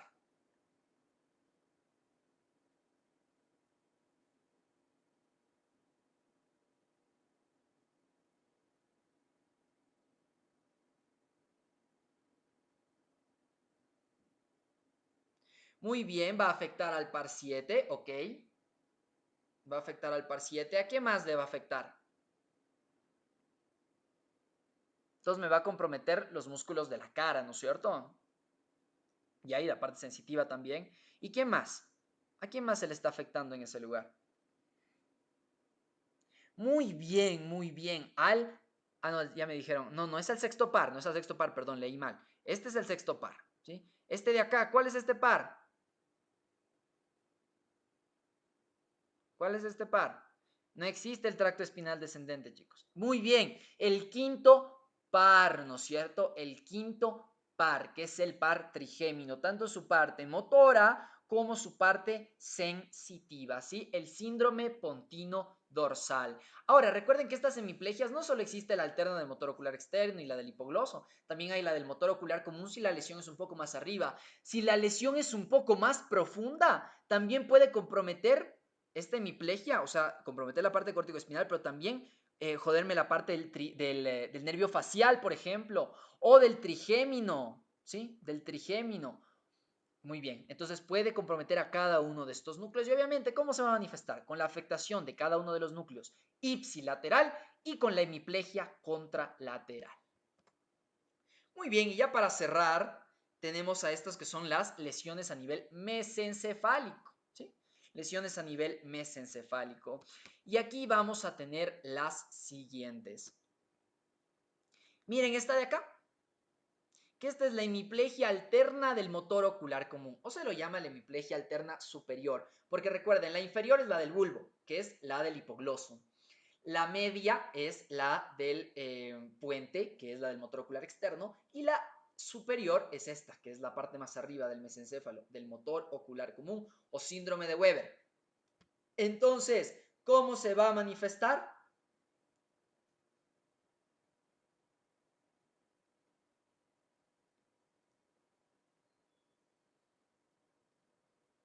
¿Cómo se va a manifestar la de Weber, chicos? Cuéntenme, chicas, cuéntenme. ¿Qué me está afectando?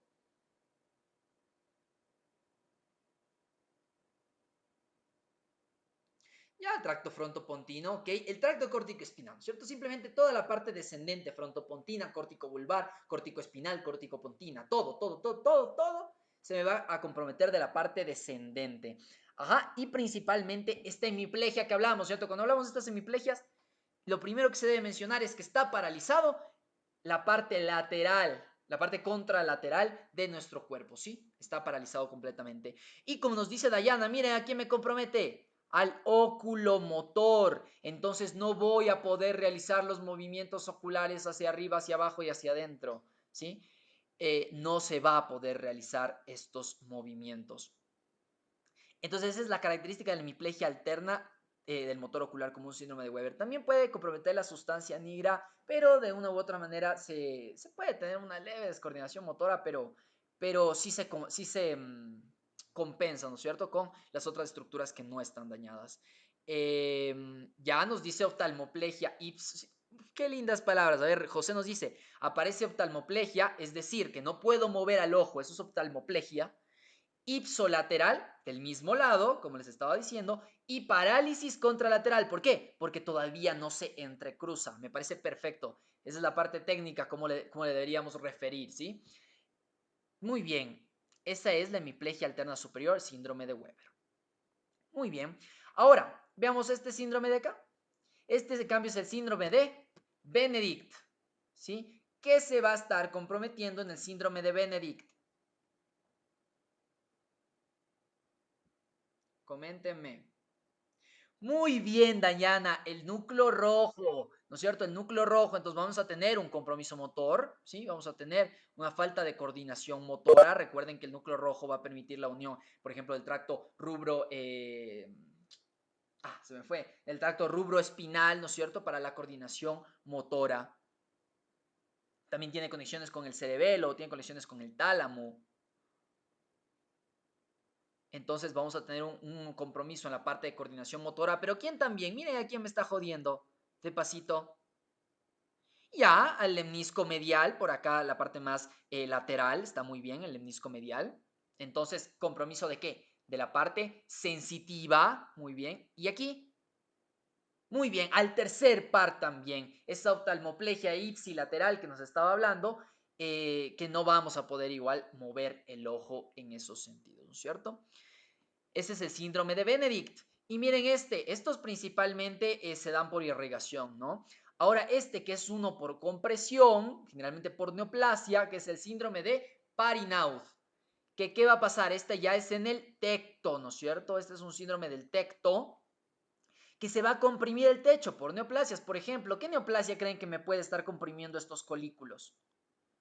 Ya, el colículo superior, muy bien. ¿Qué creen? ¿Qué neoplasia? ¿Qué? ¿Cuál? No me digan exactamente, yo qué sé, un méduloblastoma, que no ocurre en ese lugar, ¿no? Pero por ponerles un nombre. No me digan así, simplemente una neoplasia de qué órgano.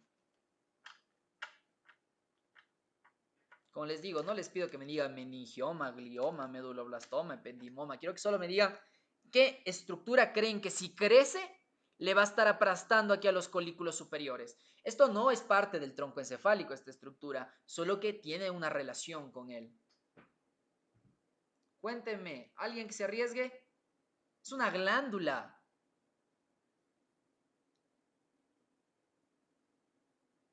Muy bien, David. La glándula pineal, ¿no es cierto? Neoplasias de la glándula pineal pueden comprimir el techo, y especialmente al colículo superior, y se desarrolla este síndrome de Parinauth, ¿sí? Que ¿cómo creen que se manifiesta? Esta es la parte visual, recuérdenlo, que a través del cuerpo geniculado lateral se conecta a todo, ¿no es cierto? Tenemos al ojo, luego el nervio óptico, el quiasma óptico, la cintilla óptica, luego llegamos hacia el tálamo, ¿no es cierto? Cuerpo geniculado lateral, luego mandamos la irradiación óptica, perdón, cuerpo geniculado lateral, luego llega hacia lo que sería la corteza visual, ¿no es cierto? 17, 18, 19, pero también se mandan unas fibras para la coordinación a lo que sería los colículos superiores a través del cuerpo geniculado lateral. Y de los colículos superiores tiene relación aquí con unos núcleos, los de Edinger-Westphal y estos núcleos también del movimiento de los ojos. Entonces, ¿qué vamos a tener si comprimimos acá al colículo superior? Muy bien, como dicen Lenin y Javier. Parálisis de mirada vertical, es decir, no vamos a poder mover nuestros ojos hacia arriba y hacia abajo, ¿sí? Es porque se comprime el techo y obviamente las áreas adyacentes, ¿sí? ¿Qué más? Entonces, con todas estas, miren que en estas tres afectaciones a nivel mesencefálico, ¿qué me estuve jodiendo? La parte de los movimientos oculares. Pero también les quiero hacer una pregunta. Eso en el examen físico simplemente le dices a la persona que te siga, eso ya lo veremos, ¿no? Cuando evaluemos cada nervio espinal, le dices a la persona que te siga, ¿no es cierto? Por ejemplo, el dedo a cierta distancia, que siga con la mirada. Em, pero eso para evaluar qué tal está funcionando esa parte motora. Pero, ¿qué otra cosa debemos evaluar también, chicos? ¿Qué otra cosa debemos evaluar también aquí? El reflejo pupilar, pues, porque aquí también, ¿quién está? El núcleo de Edinger-Westphal, ¿no es cierto? Y si estamos cortando aquí a la salida, le estamos jodiendo también a su función. Y si estamos jodiendo al colículo superior, también estamos jodiendo esa integración que estaba realizándose entre la luz que llega a nuestros ojos y la contracción pupilar refleja. Entonces también se va a afectar aquí. ¿Y qué tendremos en todos estos síndromes? En el de Weber, en el de Benedict y en el Parinaud. ¿Qué vamos a tener? Más bien, ¿qué no vamos a tener?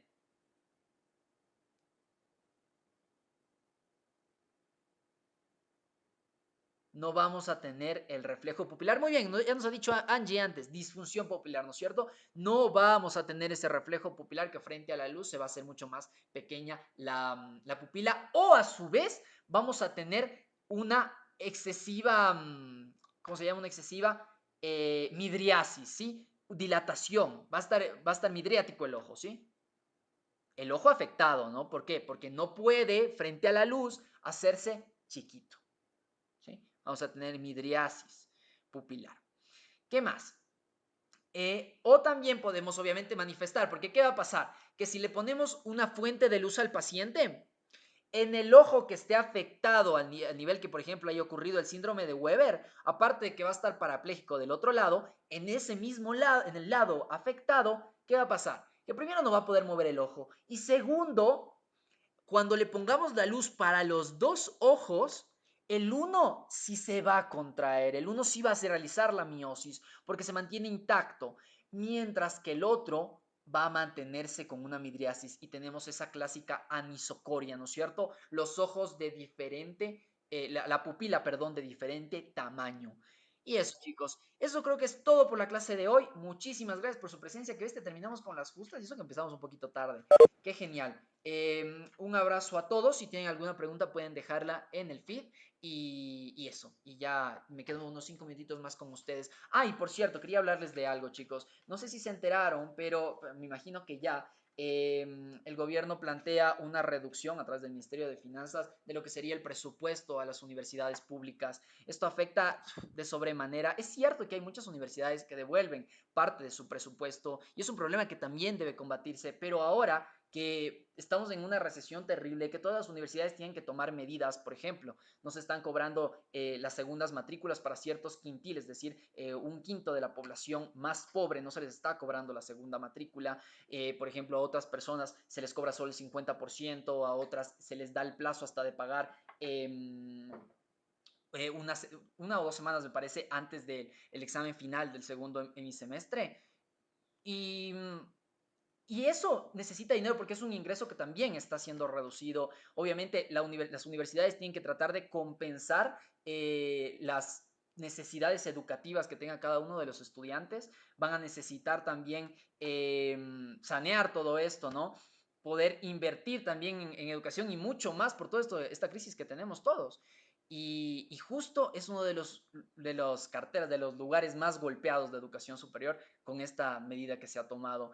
Entonces, rechazamos completamente eso y espero que todos nos podamos unir juntos como estudiantes de medicina de todas las universidades para poder reclamar acerca de eso, porque no es algo justo. La educación superior, así como la salud, no se toca, no se juega, no se negocia con ella y eso, lo primero que se debe garantizar es la educación, porque la educación es lo que nos va a permitir salir incluso de esta problemática. Entonces eso chicos, hashtag no al recorte, como nos dice Marianne, y eso, espero que podamos todos tratar de manifestarnos en redes sociales, tratar de siquiera meter presión desde ese lugar y ya nos van a obligar a hacer como en Sri Lanka me parece que había pasado, que habían igual hecho algún recorte, algo el gobierno y la gente tuvo que salir a marchar manteniendo los 2 metros de distancia. Si toca hacer eso, pues tocará hacer eso y eso no se puede permitir que se toque de esa manera. Imagínense la cantidad de personas que van a desertar de seguir su carrera, cómo se va a afectar inmediatamente. Si ya de por sí va a ser afectado, imagínense mucho peor cuando tengan que despedir docentes. La Universidad de Cuenca anunció que más o menos va a despedir a más de 400 docentes. Entonces, no se puede permitir todo eso. Todas las universidades públicas están siendo recortadas y es algo que no se puede tolerar. Entonces, eso, chicos, un llamado a que todos participemos, a que nos unimos. Incluso conjuntos hemos lanzado una campaña de subir una foto con un mini cartel. Miren, aquí tengo mis cartelitos. Les voy a mostrar. Con el que ya subí yo mi fotito, cacho. Dice, la educación es la fuente del desarrollo y los derechos fundamentales no se recortan. Tratar de manifestarnos, ¿sí? Y poder hacer presión siquiera desde ese frente. Muchísimas gracias a todos y, bueno, sigamos con eso. Un abrazo. Cualquier pregunta la dejan por sobre el tema o lo que sea, cualquier cosa. Un abrazo, chicos.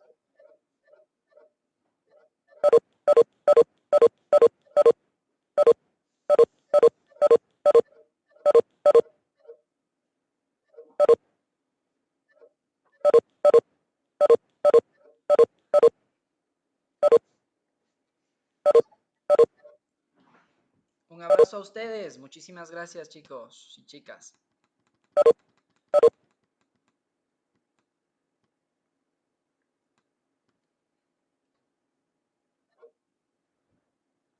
Cualquier pregunta no se olviden de dejarla, por favor.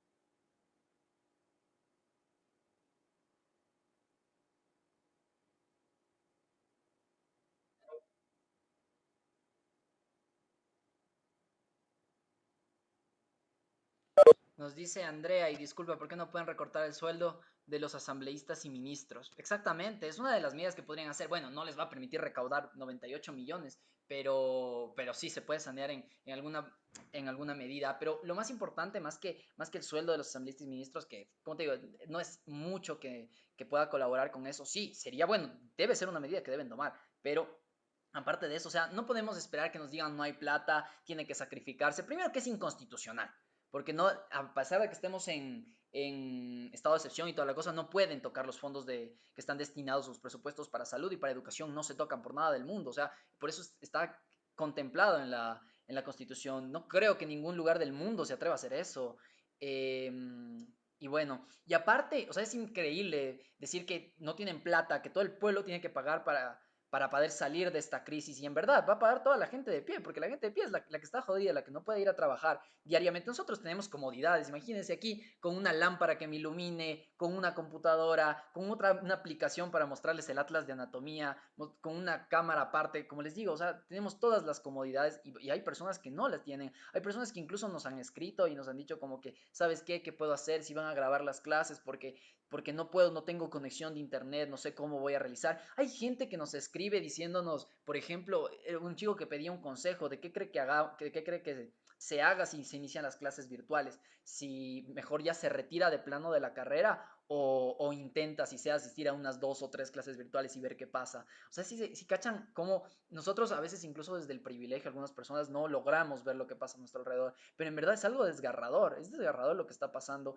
y a la gente a la que les van a hacer pagar todo esto es a la gente más pobre, son los que tienen que dar un porcentaje de sus ganancias. Mientras tanto, por ejemplo, los banqueros que estaban dando sus regalitos, sus donaciones, ni siquiera eran donaciones, sino luego lo contemplaron como créditos tributarios. Es decir, que eso luego era deducible del impuesto a la renta. O sea, era simplemente, es una falsa solidaridad, era pagar por adelantado y listo.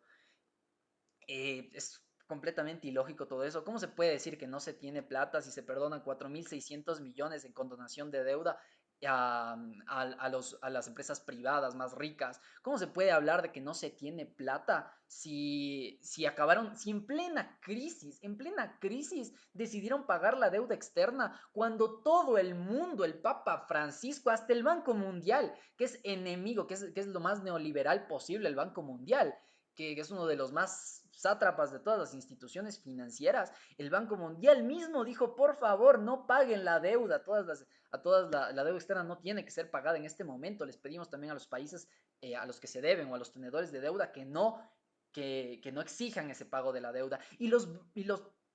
Nuestras autoridades van a pagar la deuda externa, más bien pagaron la deuda externa en plena crisis. O sea, un montón de divisas salidas de nuestro país. O sea, es jodida la cosa. Ya sabemos que el gobierno actual está simplemente satisfaciendo a ciertos grupos empresariales y grupos de poder, pero se pasan. O sea, ya es como hasta, pues, yo les veo y digo, ok, tienen hasta cara de corruptos, son mismo corruptos. Pero incluso el caso mascarillas, o sea, ¿cómo pueden hablar de que no hay plata si pagan $7.50 por una mascarilla? Recién en el Eugenio Espejo denunciaron acerca de lo que sería la, un negociado igualmente que había habido y lo había denunciado el gerente, que ahorita ya es ex gerente del Hospital Eugenio Espejo. Entonces, todo este tipo de cosas y que luego se vengan a meter con la educación, o sea, con la educación que es intocable, que es lo que nos va a permitir salir de esto, que es lo que forman los profesionales que van a poder enfrentar todo lo que se viene, porque esto no es a corto plazo, esto es a larguísimo plazo, la recesión que se viene es increíble. Y son esas medidas que han tomado que es imposible aceptarlas. Y si nos quedamos callados frente a eso, Dios mío, no sé, y no sé, este gobierno es hay que reconocer que este gobierno es un capísimo para poder maquillar todo, para poder dejarlo todo perfecto, para que se siga en pie. O sea, literal, al Carlos Vera, que es un tipo que tampoco me agrada, le habían preguntado por qué no es objetivo y ataca también al gobierno cuando hay que atacar en las cosas que hay que atacar. Y había dicho, no, porque este gobierno se sopla y se cae. Y vemos que es un gobierno honesto. Y literalmente, no sé cómo se logra mantener ese gobierno de poder. Obviamente es por su pacto con las élites, cómo les está favoreciendo a los grupos empresariales, que finalmente son los que tienen el poder. Ganar la presidencia no es ganar el poder. Ganar el poder es, generalmente aquí, lastimosamente, lo que más funciona es el dinero, más que la parte pública y satisfacción de todos esos grupos empresariales, a la banca, que son los grupos de verdadero poder y al poder mediático, que son los que, como ellos mismos dicen, les soplamos y se caen, entonces no podemos decirles nada porque si no se jode el gobierno. Y se logran mantener después de tantas, pero tantas y tantas fregadas tras fregadas. Es increíble. Si después de esto, y bueno, lo bueno es que ya mismo son elecciones, que incluso les quieren hacer elecciones virtuales, que no, bueno, todo un relajo. Pero bueno, creo que ahorita igualmente, creo que lo más prudente es simplemente seguir protestando. Si tenemos que hacerlo como lo dice Lenin, salir a marchas a 2 metros de distancia, tendremos que salir a marchas a 2 metros de distancia. No podemos permitir eso, no podemos permitir eso. Lo han hecho en Sri Lanka, como les digo, les ha ido bien. No sé con cuánto haya subido la cantidad de contagiados, no creo que mucho. Si se mantienen las normas, creo que podemos protegernos frente a una marcha así. Pero no se puede permitir nada de eso. Y ya, creo que ahora, antes sí podía contemplarse la salida del gobierno, por ejemplo, esa figura de la muerte cruzada y todo eso. Era lo más justo, porque este gobierno nos ha fallado tremendamente. No cumple promesas de campaña, no hace absolutamente nada. Pero creo que actualmente no es la solución la muerte cruzada. Porque hay full gente que está hablando últimamente de muerte cruzada, muerte cruzada, muerte cruzada, no es la solución. Porque estamos en una crisis que queramos o no necesitamos un gobierno. Así sea desgobierno, pero necesita un gobierno. Que incluso los que ni siquiera se cargan con la responsabilidad. Dejan que los COEs cantonales, cada uno determine, por ejemplo, el semáforo y todo ese tipo de cosas. Que lo que hace, o sea, esta es una situación que debe ser manejada por todo el país en conjunto, no independientemente, si no vamos a tener estados como Estados Unidos, que en California les vale madres. o en ciertos estados igualmente, les vale madres, les vale completamente madres, se van a la playa y toda la cosa. Entonces no se puede permitir que por la irresponsabilidad que podemos tener ciertos alcaldes, ciertas autoridades cantonales, se afecte a los otros cantones que están a su alrededor. Entonces se necesita tener decisiones nacionales, pero como les decía, la figura de sacar al presidente en este momento no es lo más adecuado. Tal vez al presidente sí, pero que se quede el vicepresidente. No, no, yo creo que no. Creo que actualmente no contemplaría esta figura. Más aumentaría la crisis política que ya se está viviendo de paso y ya mismo estamos en elecciones. Entonces, esperemos que todo lo mejor pase y podamos salir juntos de esto. Un abrazo chicos, si quieren decir algo, están completamente libres de hacerlo y eso. Un abrazo, un abrazo. Yo les sigo aquí escuchando, ¿no?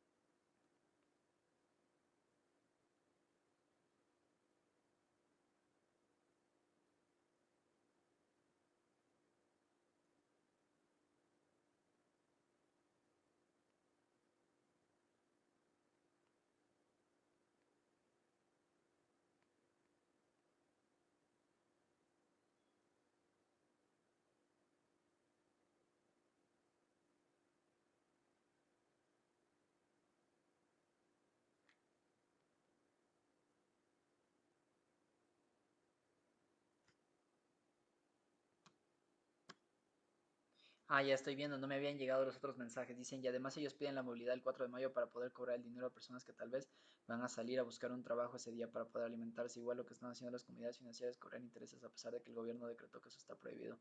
Sí, eso por verdad es que una cosa es lo que está escrito en el papel y otra cosa es lo que es controlado y otra cosa es lo que pasa en la realidad. Y es increíble, o sea, como te digo, es un desgobierno, pero no, no. Literal es un gobierno del banco y un gobierno de las empresas privadas, nada más.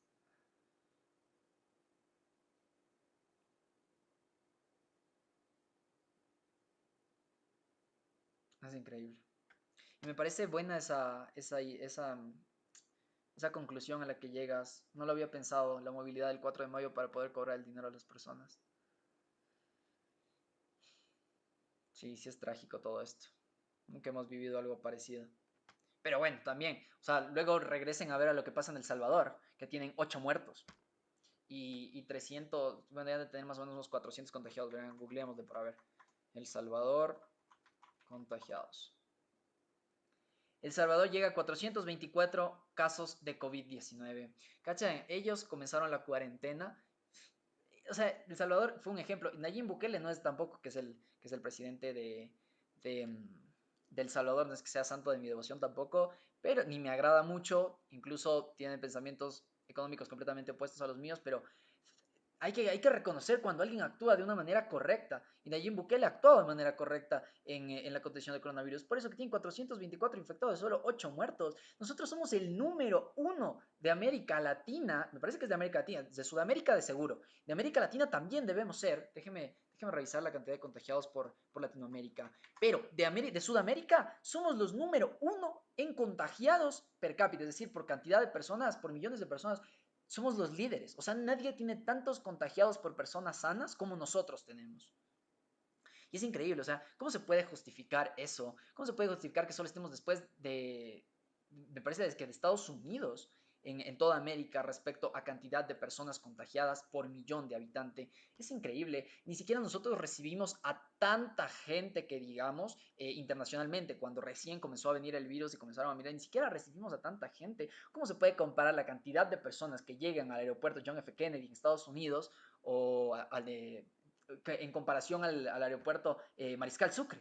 No, o sea, es increíble la cantidad de personas que ya igualmente a Italia, a España, y nosotros que no tenemos, bueno, sí tenemos turismo, pero no tenemos tanta llegada de personas, tenemos un contagio tan rápido igualmente. O sea, como con unas personas sí se polemiza, pero por ejemplo, cuando Cintia Viteri, imaginas esa parte tan criminal, o sea, se ve, hasta tú ves eso y dices, chuta, se ve feo ver las fotos de cómo están cubriendo lo que sería la pista del aeropuerto para que no pueda aterrizar un vuelo humanitario, o sea, ¿en qué bestia? ¿Y a dónde? Y eso no es momento de polemizar. Pero luego el alcalde les dice que no pueden entrar, un alcalde, no me acuerdo de Baños, me parece, les dice que no pueden entrar y ahí sí nos vemos en los juzgados. O sea, sí cachan ese doble estándar, esa doble moral que impera aquí. Es increíble. Es increíble el desgobierno que estamos viviendo y la falta de decisiones nacionales correctas más que todo. Ay, pero bueno, debemos seguir aquí haciendo todo lo posible desde nuestra casa, seguir preparándonos los que podemos, lastimosamente, qué difícil, pero toca seguir luchando para poder garantizar este derecho a la educación, que es un derecho fundamental, inalienable. Y eso, qué gusto hablar contigo, Lenín y Andrea, qué chévere. O perdón, Lenin. No, el otro Lenín ni me lo nombre. Ya me acostumbré a decir ese nombre.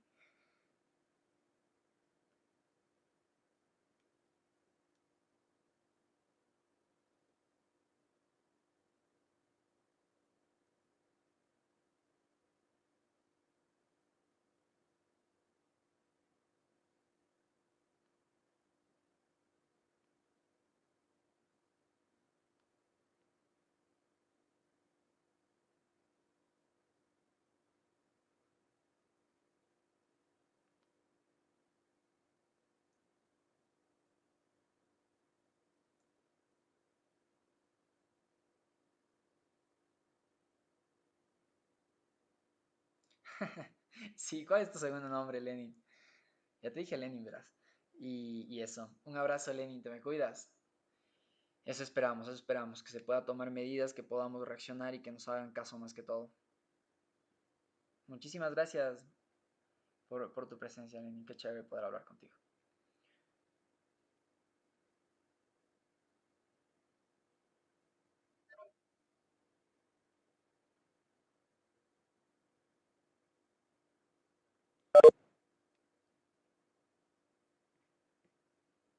Y terminemos. Muchas gracias con todos, chicos. Se me cuidan y ya nos vemos. Y chicas, chao.